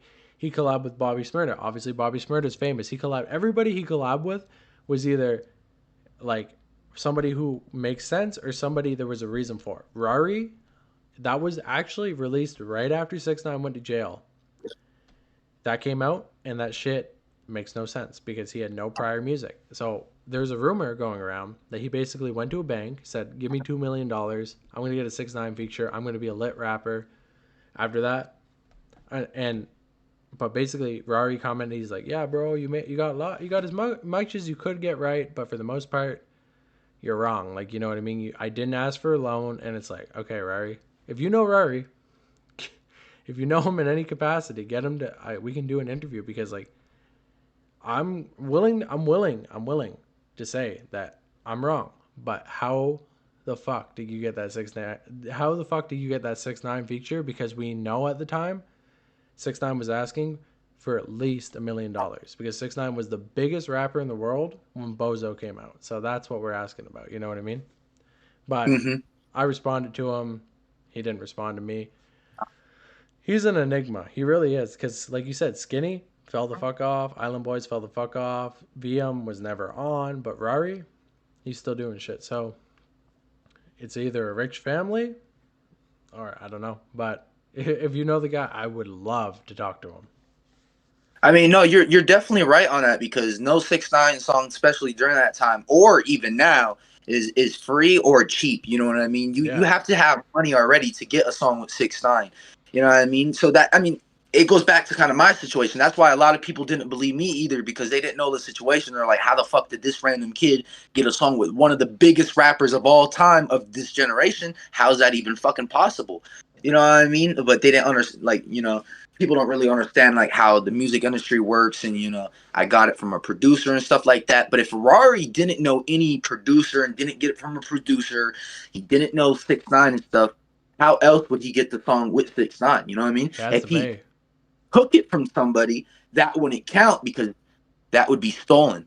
But 6ix9ine's in the music video too, and we know for a fact that's the last music video that 6ix9ine ever recorded before he went to jail. Because Rari talks about it in an interview, and he's like, the whole time 6ix9ine was like paranoid, looking around because he knew the Rico was hitting him right after that. So it's like, yeah, he had to pay. There's no other way. That he definitely had to pay. He didn't know anybody.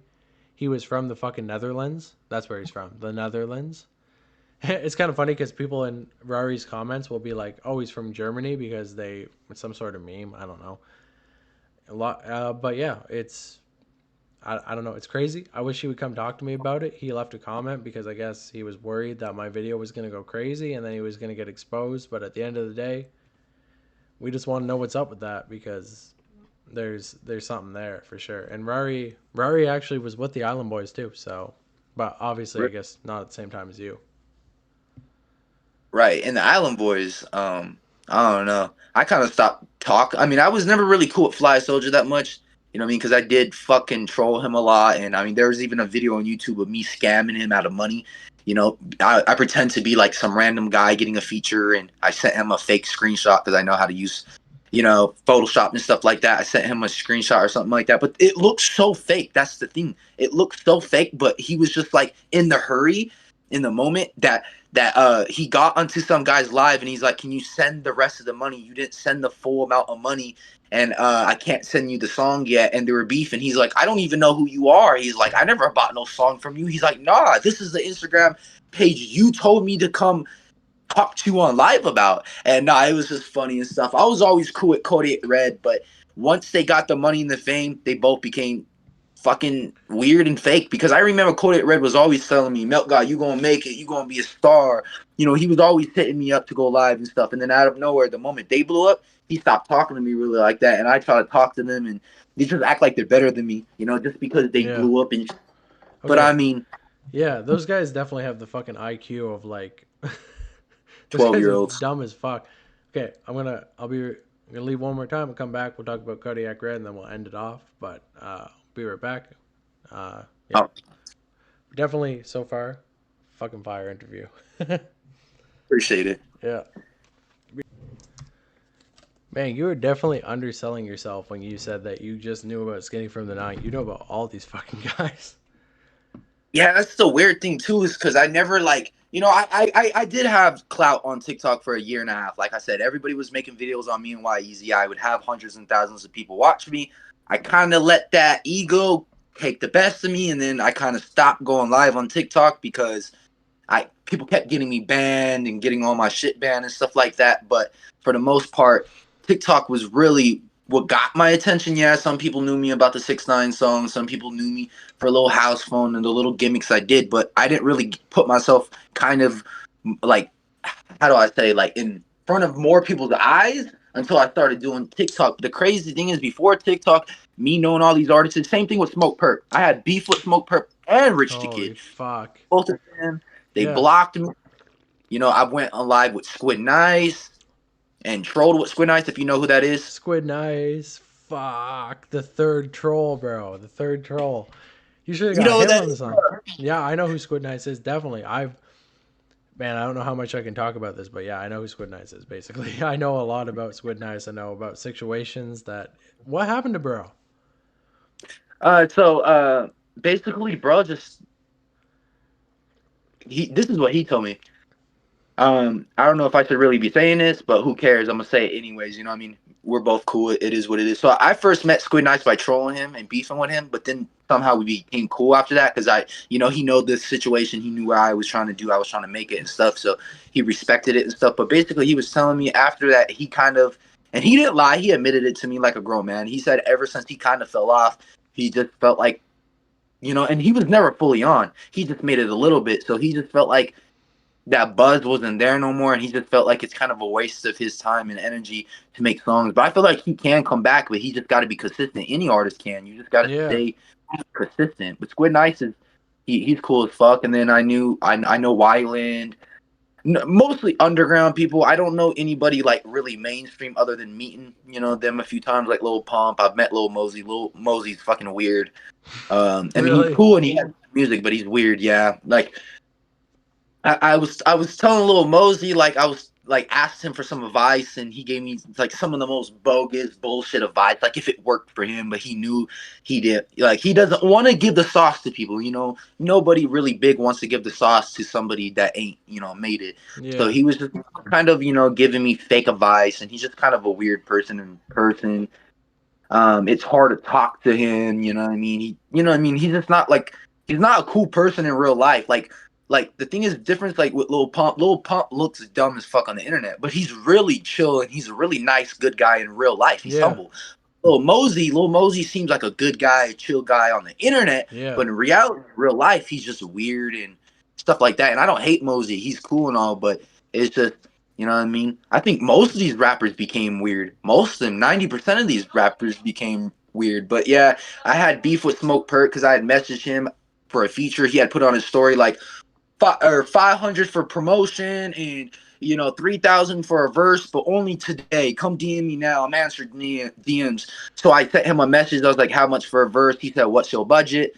And then I just said, which I still have screenshots to this day too. But I basically told Smoke Perp, like, you're a fat fuck, lean Oreo, Yeah. cookie eating addict, and Trippie Redd is your sidekick. And I was just talking mad shit, clout chasing, because I knew if I had DMs with him, people's gonna love it. Yeah. So I sent him a video. I was holding a BB gun and I was pointing at Smoke Perp, and I was like, yeah, I'm gonna catch you lacking. And then he just sent me a whole paragraph saying that you look like a Lil Pump wannabe, you look like you smell like 10 cans of tuna. He's like, you look like Bubbles from Trailer Park Boys. I didn't even know who Bubbles was, and I didn't even look him up until months later after I was curious. And I'm like, Yeah. I don't even look like Bubbles. He's like, we bully kids like you in the hood. I already have your address, and you're now black belt from the industry, and I'm sending somebody to go to your mama's house to break the windows or some shit. I was like, you don't even know where I live and all this shit. You don't even know my family. You don't know me.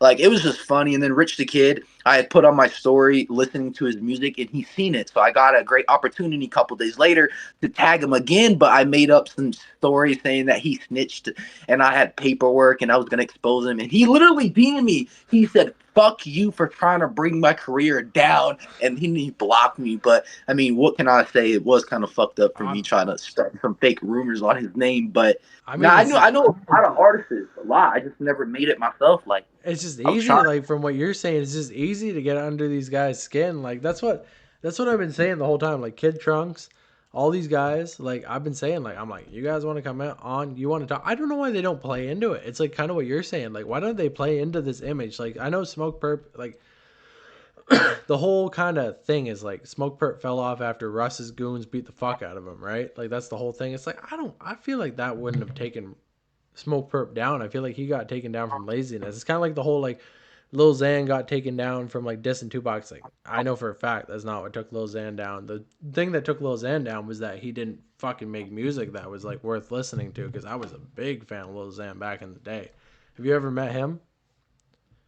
I never met him, but I was actually gonna meet him one time. Crazy story, and I can send you a video too if you want to put in the clip. But there's a video of me with his best friend. So this guy, his name, I don't know how to say his last name. I don't know how to pronounce it, but his name's like Brandon Smith or something. He's a Nitro Circus, if you know what Nitro Circus is.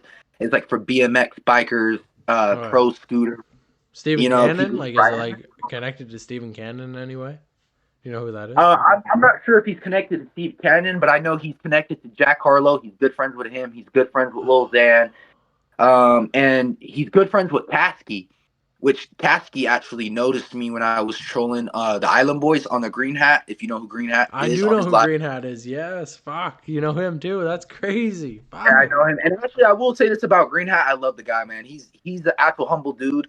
Like, a couple years ago when it was my birthday, I shit you not, on everything I love, other than like a few family members, he's the only person that messaged me happy birthday. He even put it on his fucking Instagram story tagging me. He's like, happy birthday to Melt God, blah, blah, blah. But now, like, he was always cool with me because, I would always troll the Island Boys and get under their skin, and he thought it was funny.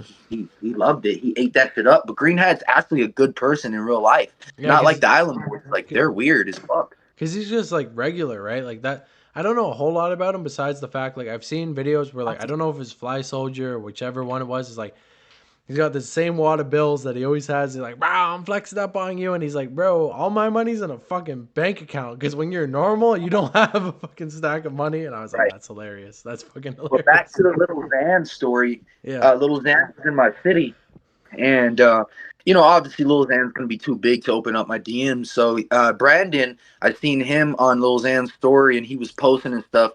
And Brandon, I guess he's from my city too. He actually lives here and stuff like that. And I didn't even know. And they were doing like a low key show at a bar, because Lil Xan kind of fell off. Who's really gonna come to a Lil Xan concert? Nobody. Yeah. You know what I mean? Nobody's gonna show up, especially at a bar when it's a private event. Well, not really private. It's just only so many people is allowed to go there. You know what I mean? And the only reason I was able to go is because I knew Brandon. The crazy thing is I wasn't even supposed to go because at the time I wasn't even 21, and you're supposed to be 21 to go in a bar. And I think I was like 20 or some shit at the time. But he got me in because he's connected, with the industry and stuff. But basically, I had reached out to him, and he reached back out to me literally within 20 minutes. And the message, I think, was like, I was like, yo, because during the time I had seen Lil Pump and other artists let like crazy fans do dumb shit to them, or they let these famous people do crazy stuff to them to get a video. All they want is to clout chase and get a video, but these artists agree to do it because they're getting a fun moment. Like, I don't know if you ever seen the video of Lil Pump stapling somebody's head with a nail or whatever that shit is. That was for clout. You know what I mean? Somebody reached out to Lil Pump and said, yo, I'll let you do something dumb if you let me get a video. Kind of same thing here. When I reached out to him, I was like, I'll let Lil Xan throw eggs at me. I'll let him dump milk on me right now for a video. I'll let him make me look like a dumbass on the internet just for a funny video. Little Xan gets a funny, crazy little experience, and I get a fucking video. It's a win-win on both of our sides. It is. Yeah.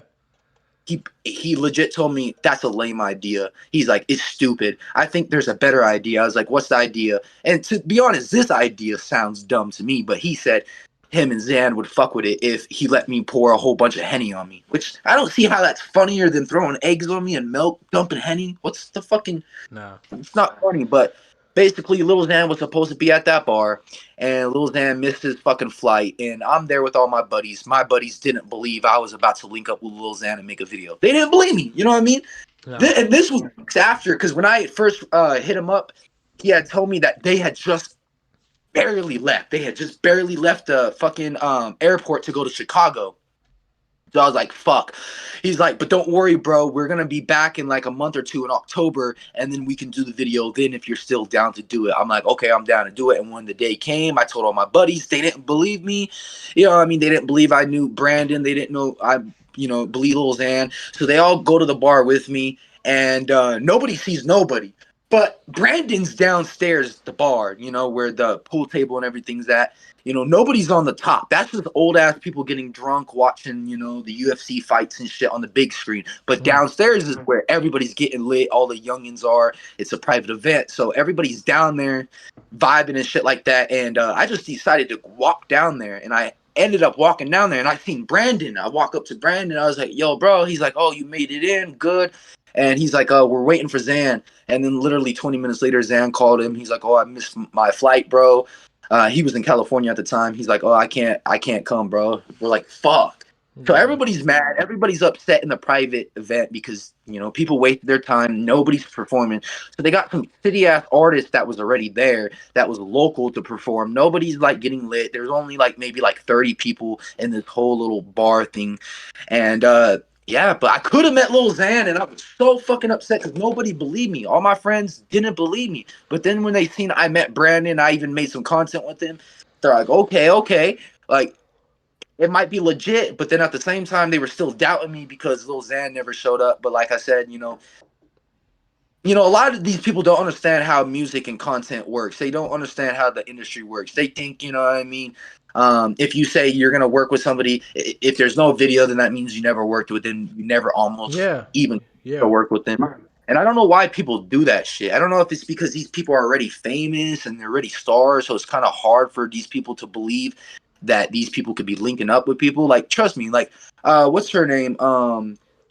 She's from the Island Boy Wave 2. I don't know if you know her. And I can't remember her name. She was the one where Enzo was like sucking her feet and her toes for a TikTok video. I can't think of her name, but she had actually met Mosey and stuff like that, and nobody even knew. Like she was talking about it for a year that she was like linking up with Mosey like almost every day. Nobody believed her. Like everybody's like cap fake until she posted a video with her and Lil Mosey backstage just chilling. It's like, see, that's why you never doubt somebody because you never know what somebody's really doing behind the scenes. You know what I mean? Yeah, Somebody famous people, you never know. I mean, it's true because like in my opinion, like since I've been in this shit, it's crazy the people that I've connected with already and like how connected the music industry is. Like I'm even thinking of making videos. Like I could connect like I don't know if you ever there used to be these videos where it was like connecting all these video games together, but it's like I could connect Jake Paul to like fucking any artist you could probably think of right now because just through the connections that they made and like there's people around here who idolize Lil Xan. I know I have friends who got fucking Xanarchy tattooed on their fucking like chest, their arm, whatever, because they idolize that dude. And like definitely for me too, I was like, man, if I could ever meet that. But it's true because like you said, he kind of like he fell off a little bit. He's known for kind of not showing up for shit, and you know what I mean. It's just kind of like it's crazy that you almost met him, but I definitely believe you that you did almost meet him because, like, at the time of like 2018, if you met Xan, it's like holy shit, bro. Like, you're but like at this point in 2023, like you could say that Xan's definitely like I appreciate the guy. I like him. I'd still always like his music. If I could ever talk to him, I would definitely fucking talk to him because I think that would be crazy for me. But like, yeah, he definitely fell off a little bit, and like, but yeah, that's crazy that you got to meet him. You know, fucking, did you ever meet Kodiak Red in person? I met Cody at Red and Fly Soldier both in person because that's how I originally found out about them. Now, in their past interviews, I think it's even in the Jake Paul interview, they're capping. They're lying big hard when they say they've only been rapping for 2 years. That's bullshit because um, I originally found them from an Instagram promotion. You know, you could pay for ads and sponsorships to get your videos out there, and that's what they exactly did. They popped up on my page, and at the time, Cody Red wasn't a rapper, just Fly Soldier. They had Oh maybe yeah. three. Yeah, they had three face tattoos, probably each. Cody had like this curly brown hair, and Fly Soldier had like these. It wasn't even wicks, like you know the hair that they blew up for, but it was like just he's like very long blonde dreads with green tips. And I remember he was in a fake Icon bulletproof vest, and he was just recording a shitty song, and that was 2018 when I had seen the Island Boys for the first time ever pop up on my shit. They had literally only not even fucking 500 followers. So I was thinking, okay, whatever, they're kind of cornballs, but I'm gonna follow them. The only reason I would follow a whole bunch of cornballs is because most of them ended up being stars. Now, some people that I thought was gonna blow up never became stars. They're still at the same place where they were when I first found them. But the Island Boys were one of the ones that didn't stay in the same place. Because I remember I stopped following them because they wasn't doing too much. I didn't see any attention, and then I just randomly found them on my like fucking Instagram like For You page. Maybe a couple months later, think Fly Soldier had maybe 10K followers at the time. Cody at Red just made a page, and he was like at fucking 6K. So I was like, okay, let me tap into these boys. They're getting some clout. Let me see if I can get eat off of their plate. Yeah. So that's exactly what I did. So I reached out to them, and I was like, "Where are y'all at? I'm in Florida. Like I'll fly out to y'all." And they're like, "Oh, we're in Florida too. We're in West Palm Beach." I was like, "Oh, I'm in Tampa. That ain't too far." They're like, we don't know who you really is, but if you want to link up and make music, we can. But the thing is, I never made music with none of them. We just never made music, but we have been in studio sessions together and stuff. I mean, I don't really care about having a song with them because they're not even good rappers to begin No, with. fuck no, they're Well, not. like I make better music than them, and Oh I don't yeah. even find music serious. Like my music is a whole meme. Well, I'm gonna start taking my music serious very soon. That's what I plan on. But originally, my music was just meme. I would say stupid shit, and it would sound cool. And I could even sit here and say that I sound way better than the Island Boys. Like I could even say I'm a rapper, and Yeah. not them. And not that. Does the Island Boys have a 6ix9ine feature? What's their biggest feature they got? I don't think they have Nobody. a They big. don't have a fucking feature on any album. Do they have one feature? I don't even think they do. Did they even have an album? I didn't know that. Yeah, they did. It's called 17. It's got it did shit. It's got Island Girls, a Neck. I think it's called Neck or some shit. It's an 8-minute song. Bro, the thing that blows my mind about the Island Boys is like I actually discovered them as well, like you did. I discovered them when they made that fucking song where it's them in the big ass shoes chasing that dude down the fucking hallway, and they're like their fucking Yeah, big ass yeah. shoes are slapping around. It was pre No Jumper. They got a No Jumper. Like I don't know how the fuck I found them. Somebody made a video who's like it was right before they made this video like the something rise of Kodiak Red and or he wasn't even Kodiak Red. He was 4X or whatever the fuck his name used to be in Fly Soldier. Yeah, Red 4X, I believe, was his name. Yeah, you're right. Yeah, and then they made that video. They got a No Jumper. All of a sudden, the Island Boys. I'm like, I already knew about who the fuck these guys were. I already thought they were. And then all of a sudden, they were just like the biggest thing in the world. And I'm like, because 6ix9ine, right? It was the same as shit with 6ix9ine, where it was like he's a goofball. But 6ix9ine, what you want to say? Tattletales was ass. I'll admit it right now. Anything he's made prior or after 2022, shit. Not gonna lie.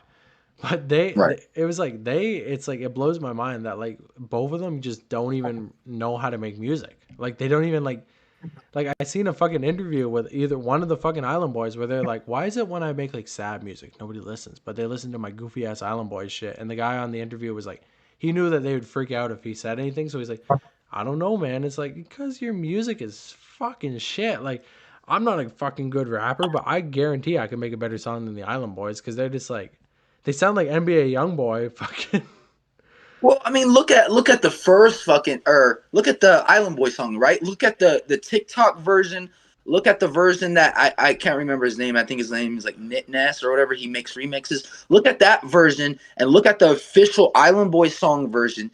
They're all different. Now, the clip is no beat. Obviously, that's the one that's catchy, got people's attention. The YouTuber used that clip and then just remixed it on a beat. And it was actually catchy. I ain't gonna lie. It was actually catchy. But then when they put the official song out on the music video, it was garbage. They Yeah. didn't even, it's not mixed correctly. No, It's not mixed like fuck. the it's distorted. The bass is incorrect, is all fucked up and wrong. The whole song sounds like shit. The only thing good is the music video. Yeah, the music video is fire. Like I remember I was in the fucking hospital for most of 2021 and then I came out and that shit dropped in like fucking October, September, whatever. I don't when it dropped later. It wasn't a summer song, but it dropped. I remember either it's from September to December like 2021. And I was like I watched the music video. I'm like, this is like some 6ix9ine shit because we've been missing that 6ix9ine energy. Because like whatever they want to say, I know he dissed the Dead. I don't appreciate that he dissed the Dead, but his music videos, his energy used to go crazy, and the song was ass. And I'm like, how did they fuck this up? They could have done anything with it. Like all they needed to do was just have that hook, like I'm an island boy, and they could have changed the verses. They didn't do shit, and it's like, how are you guys They so should have stupid? stepped a little Durk verse, and I think there was another rapper that did the same shit, similar to the Lil Durk one you were telling me about. Same shit. Like if they would have kept on with the music videos, like consistent music and actual decent shit. Like all they really had to do was execute one plan correctly, and they failed that plan. What was that plan? To make the actual Island Boy clip into an actual official song, and they failed so terribly wrong. Like, yeah, it got views end of this day. That's the whole point. But I mean, it would have no matter what though. It didn't even matter. They could have farted on the mic and it would have got views.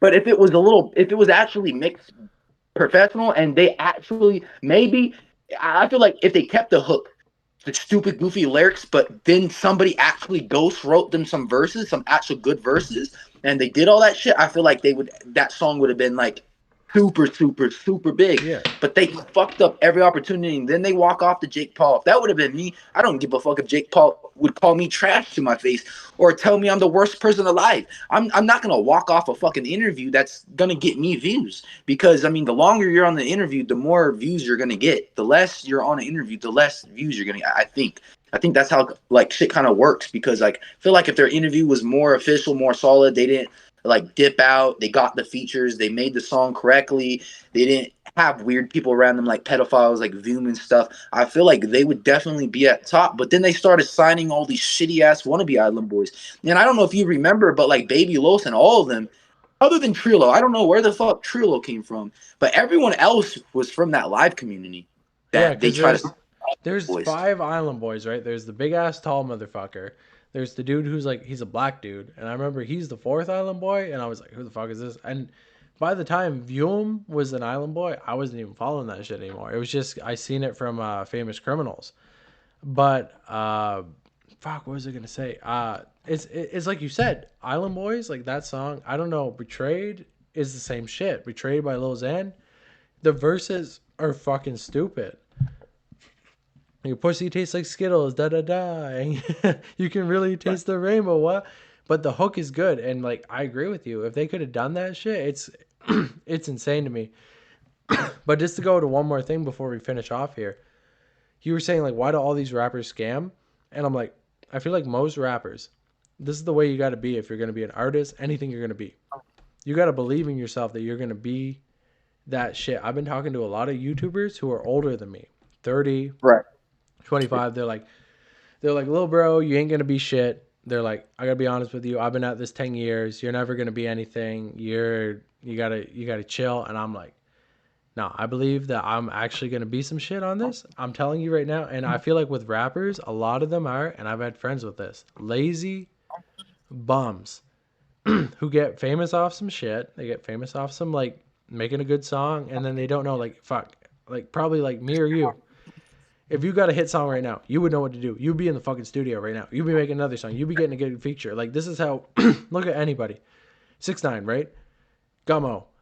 Ah man, this guy. Look at this guy. He blew up off his looks. Kuda. Shit, he's got a second hit, but everybody gets a second hit. Kiki, right? Oh fuck yeah, but he has features on that shit. Day 6ix9ine, they're like, all right, we can't say shit now because he's got 3 hit songs, hit fucking mixtape, no features on Billy, all fucking hits. Can't fucking argue with it anymore. And this is what happens. It's true. Like look at Jack Harlow. What's poppin'? Hit. Tyler Hero hit. That fucking third song he did with I don't know what the fuck that guy's name is, Big Sean or whatever. Kind of a hit, not really. Faded off for a while, came back with some TikTok hits. But like that's the thing. If you can like DaBaby, for example, he fell off, but he had 3 big hits too. If you can get past 4 big hits, you are established forever. You will never be off again because it's like you get your big hit.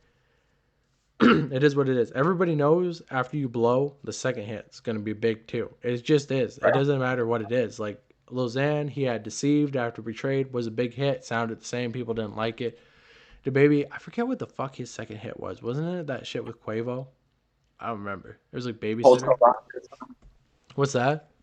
Was a song called Hotel Lobby or something like that. Yeah, something like that. And then you get the features on it, but it's like you just got to keep working. And I feel like it's pretty easy. But all these rappers, they're just dudes. They're just bums. They don't want to work. Then as soon as they get famous, they're just like, yeah, got one popping song. Fuck it. Everything's gonna be famous after that. Well, and I think this is important for the viewers to understand this too. Is like the whole thing with haters and these lazy artists and stuff too. Is you got 2 different artists. The artists that really enjoys music, wants to really become something and wants to become successful, and then you got those other people. Yeah, maybe those people may clout chase a little bit, but end of the day, everybody has to clout chase in some type of way. You know, there's good clout and there's bad clout. You know what I mean? Everybody has to clout chase a little bit to get attention, to get their music heard. There's nothing wrong with that. But I think the main thing is the other artists is all they care about is clout chasing. They're drug addicts.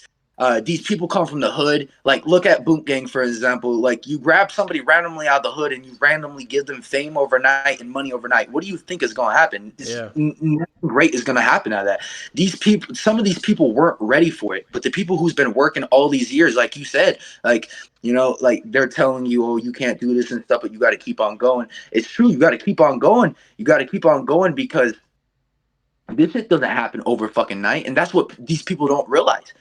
But the moment you make it, everybody's gonna say they supported you. They knew you were gonna blow up. Facts. That they knew you were gonna become a star. They knew you were gonna become a big YouTuber. But the truth is, the only reason people hate on you is because they don't want to see the next person up. Take this for an example, right? I've had almost every hairstyle you can think of in the game, from dreadlocks to braids to spiky hair to mohawks, to even simple haircuts like buzz cuts, military cuts. I've even been completely skin bald. And you know what people tell me every time I have a haircut? They always try to find a fucking excuse. Oh, this doesn't match you. You should try getting a fade, but then I'll get the fade and then they'll tell me, oh, you can't rock the fade. You're ugly as fuck. Why don't you get this haircut and stuff? It's like, it don't matter what you do. And in any direction or any way, they're going to hate on you regardless. That's the hardest thing I had to realize and learn.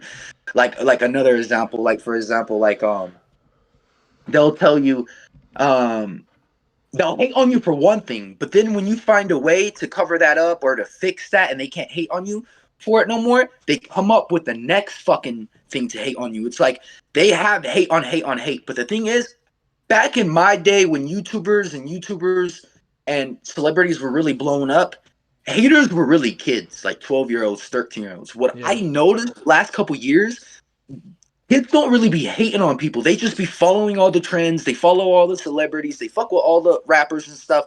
It's really the old people that are in their like late 20s. Yeah. Them same kids hate. Them same kids you were talking about hating before, they're now in their 20s and they're still fucking hating. Like, it's the same shit. Right. And it's like the gatekeeping shit. Because just like you said, like, I'm going to tell you, like, Drown Millie. I don't know if you listen to him. He's a fire artist. He has blue dreads, and he's kind of articulates himself like XXX Tentacion. People are like, he's like X. Josiah, probably my favorite rapper right now. He's like XXX Tentacion, right? Fucking all these people. Darby Vicious, fucking cool guy. Talk to him. He's fucking cool. Nah, they're like, oh, he's ripping off Punk. There's all this gatekeeping bullshit, and it's just at the end of the day, if you're an artist, just do your shit, because it's like at the end of like, it's like I said in my when that releases to probably out tomorrow, my Tokyo's Revenge shit. He had 3 waves of hate. He's an ex-clone, don't give a fuck. He's an industry plant, don't give a fuck. He's a pedophile, okay, give a fuck. You know, but that's how it is. Everybody who blows up in trap metal, people are like, oh, you're like X. X didn't invent fucking trap metal. If anyone invented it, it was probably Cyber.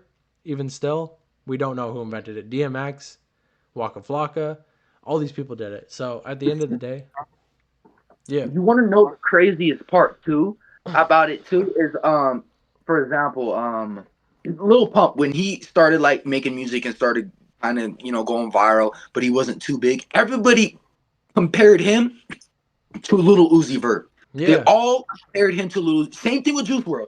Taz Taylor, whatever his name is, he actually said in an interview like a year or two ago on New Jumper that what did he say?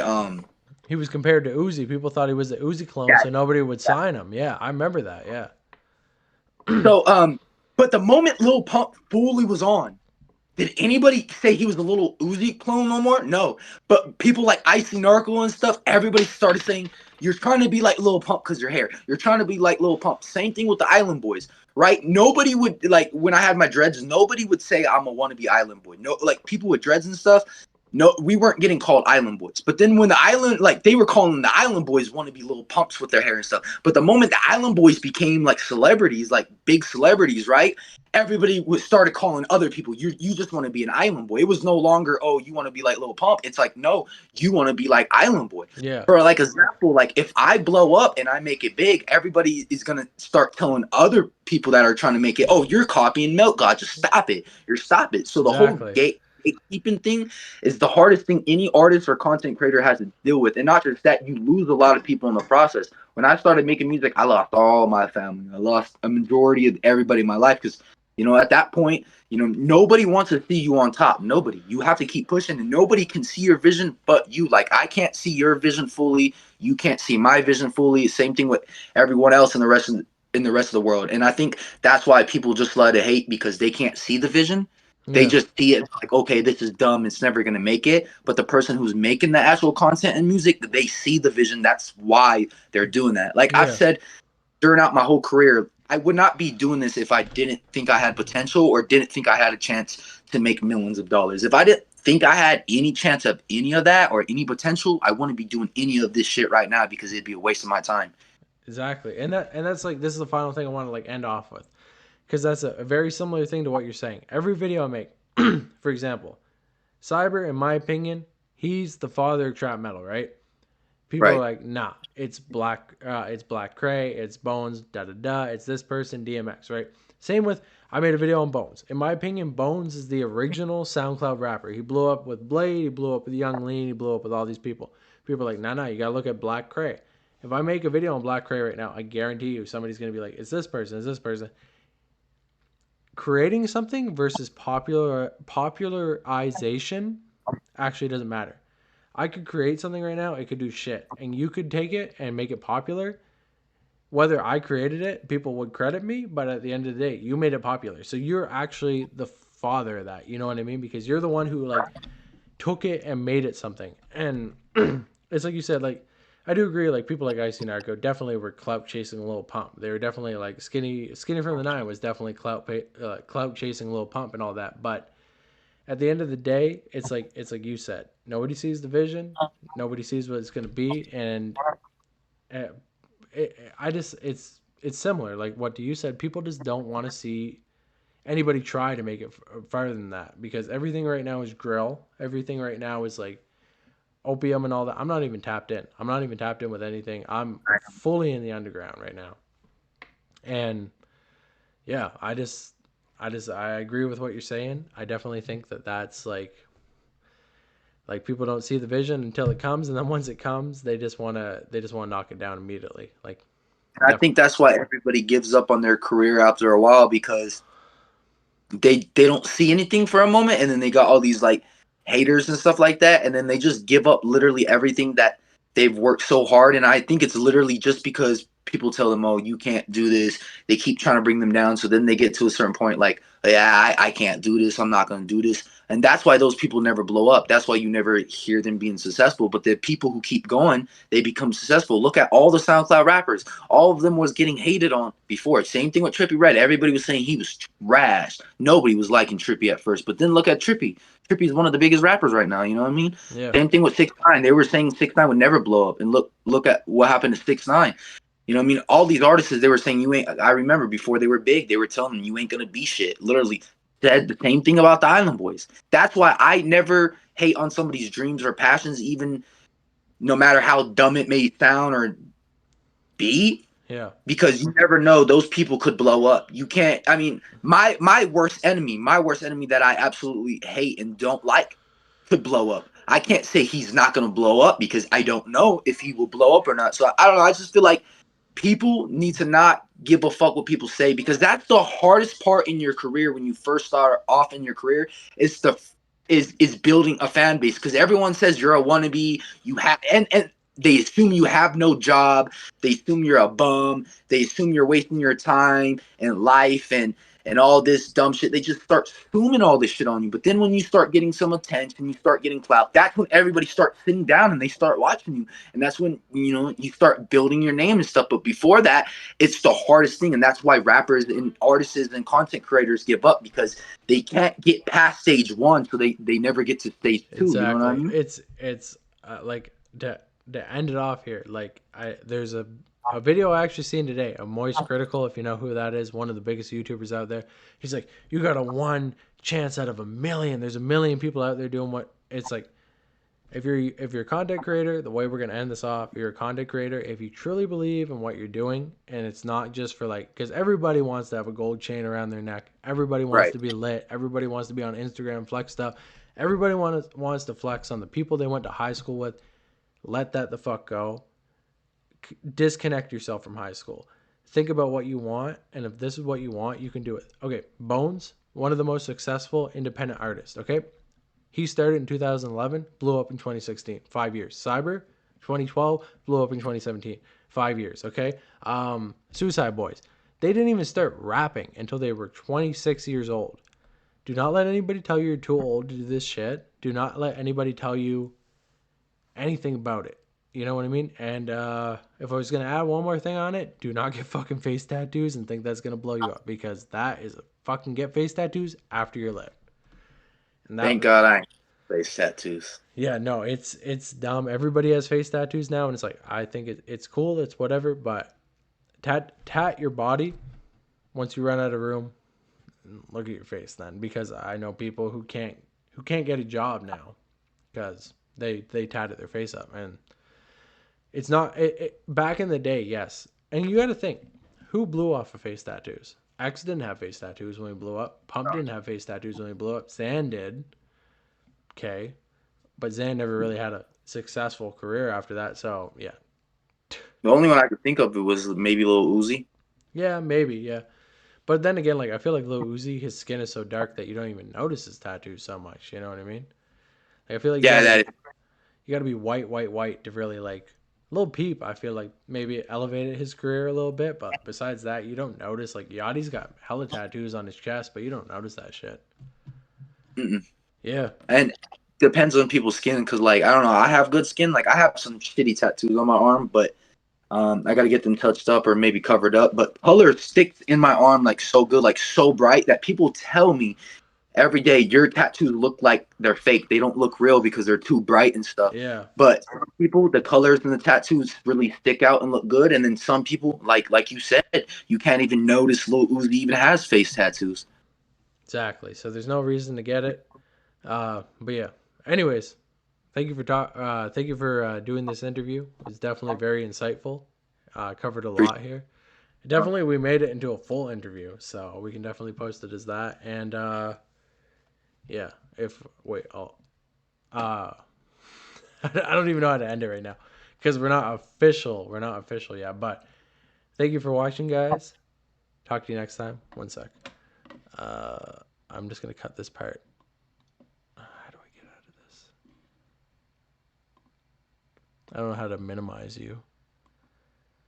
Oh, don't want to share my screen. OBS.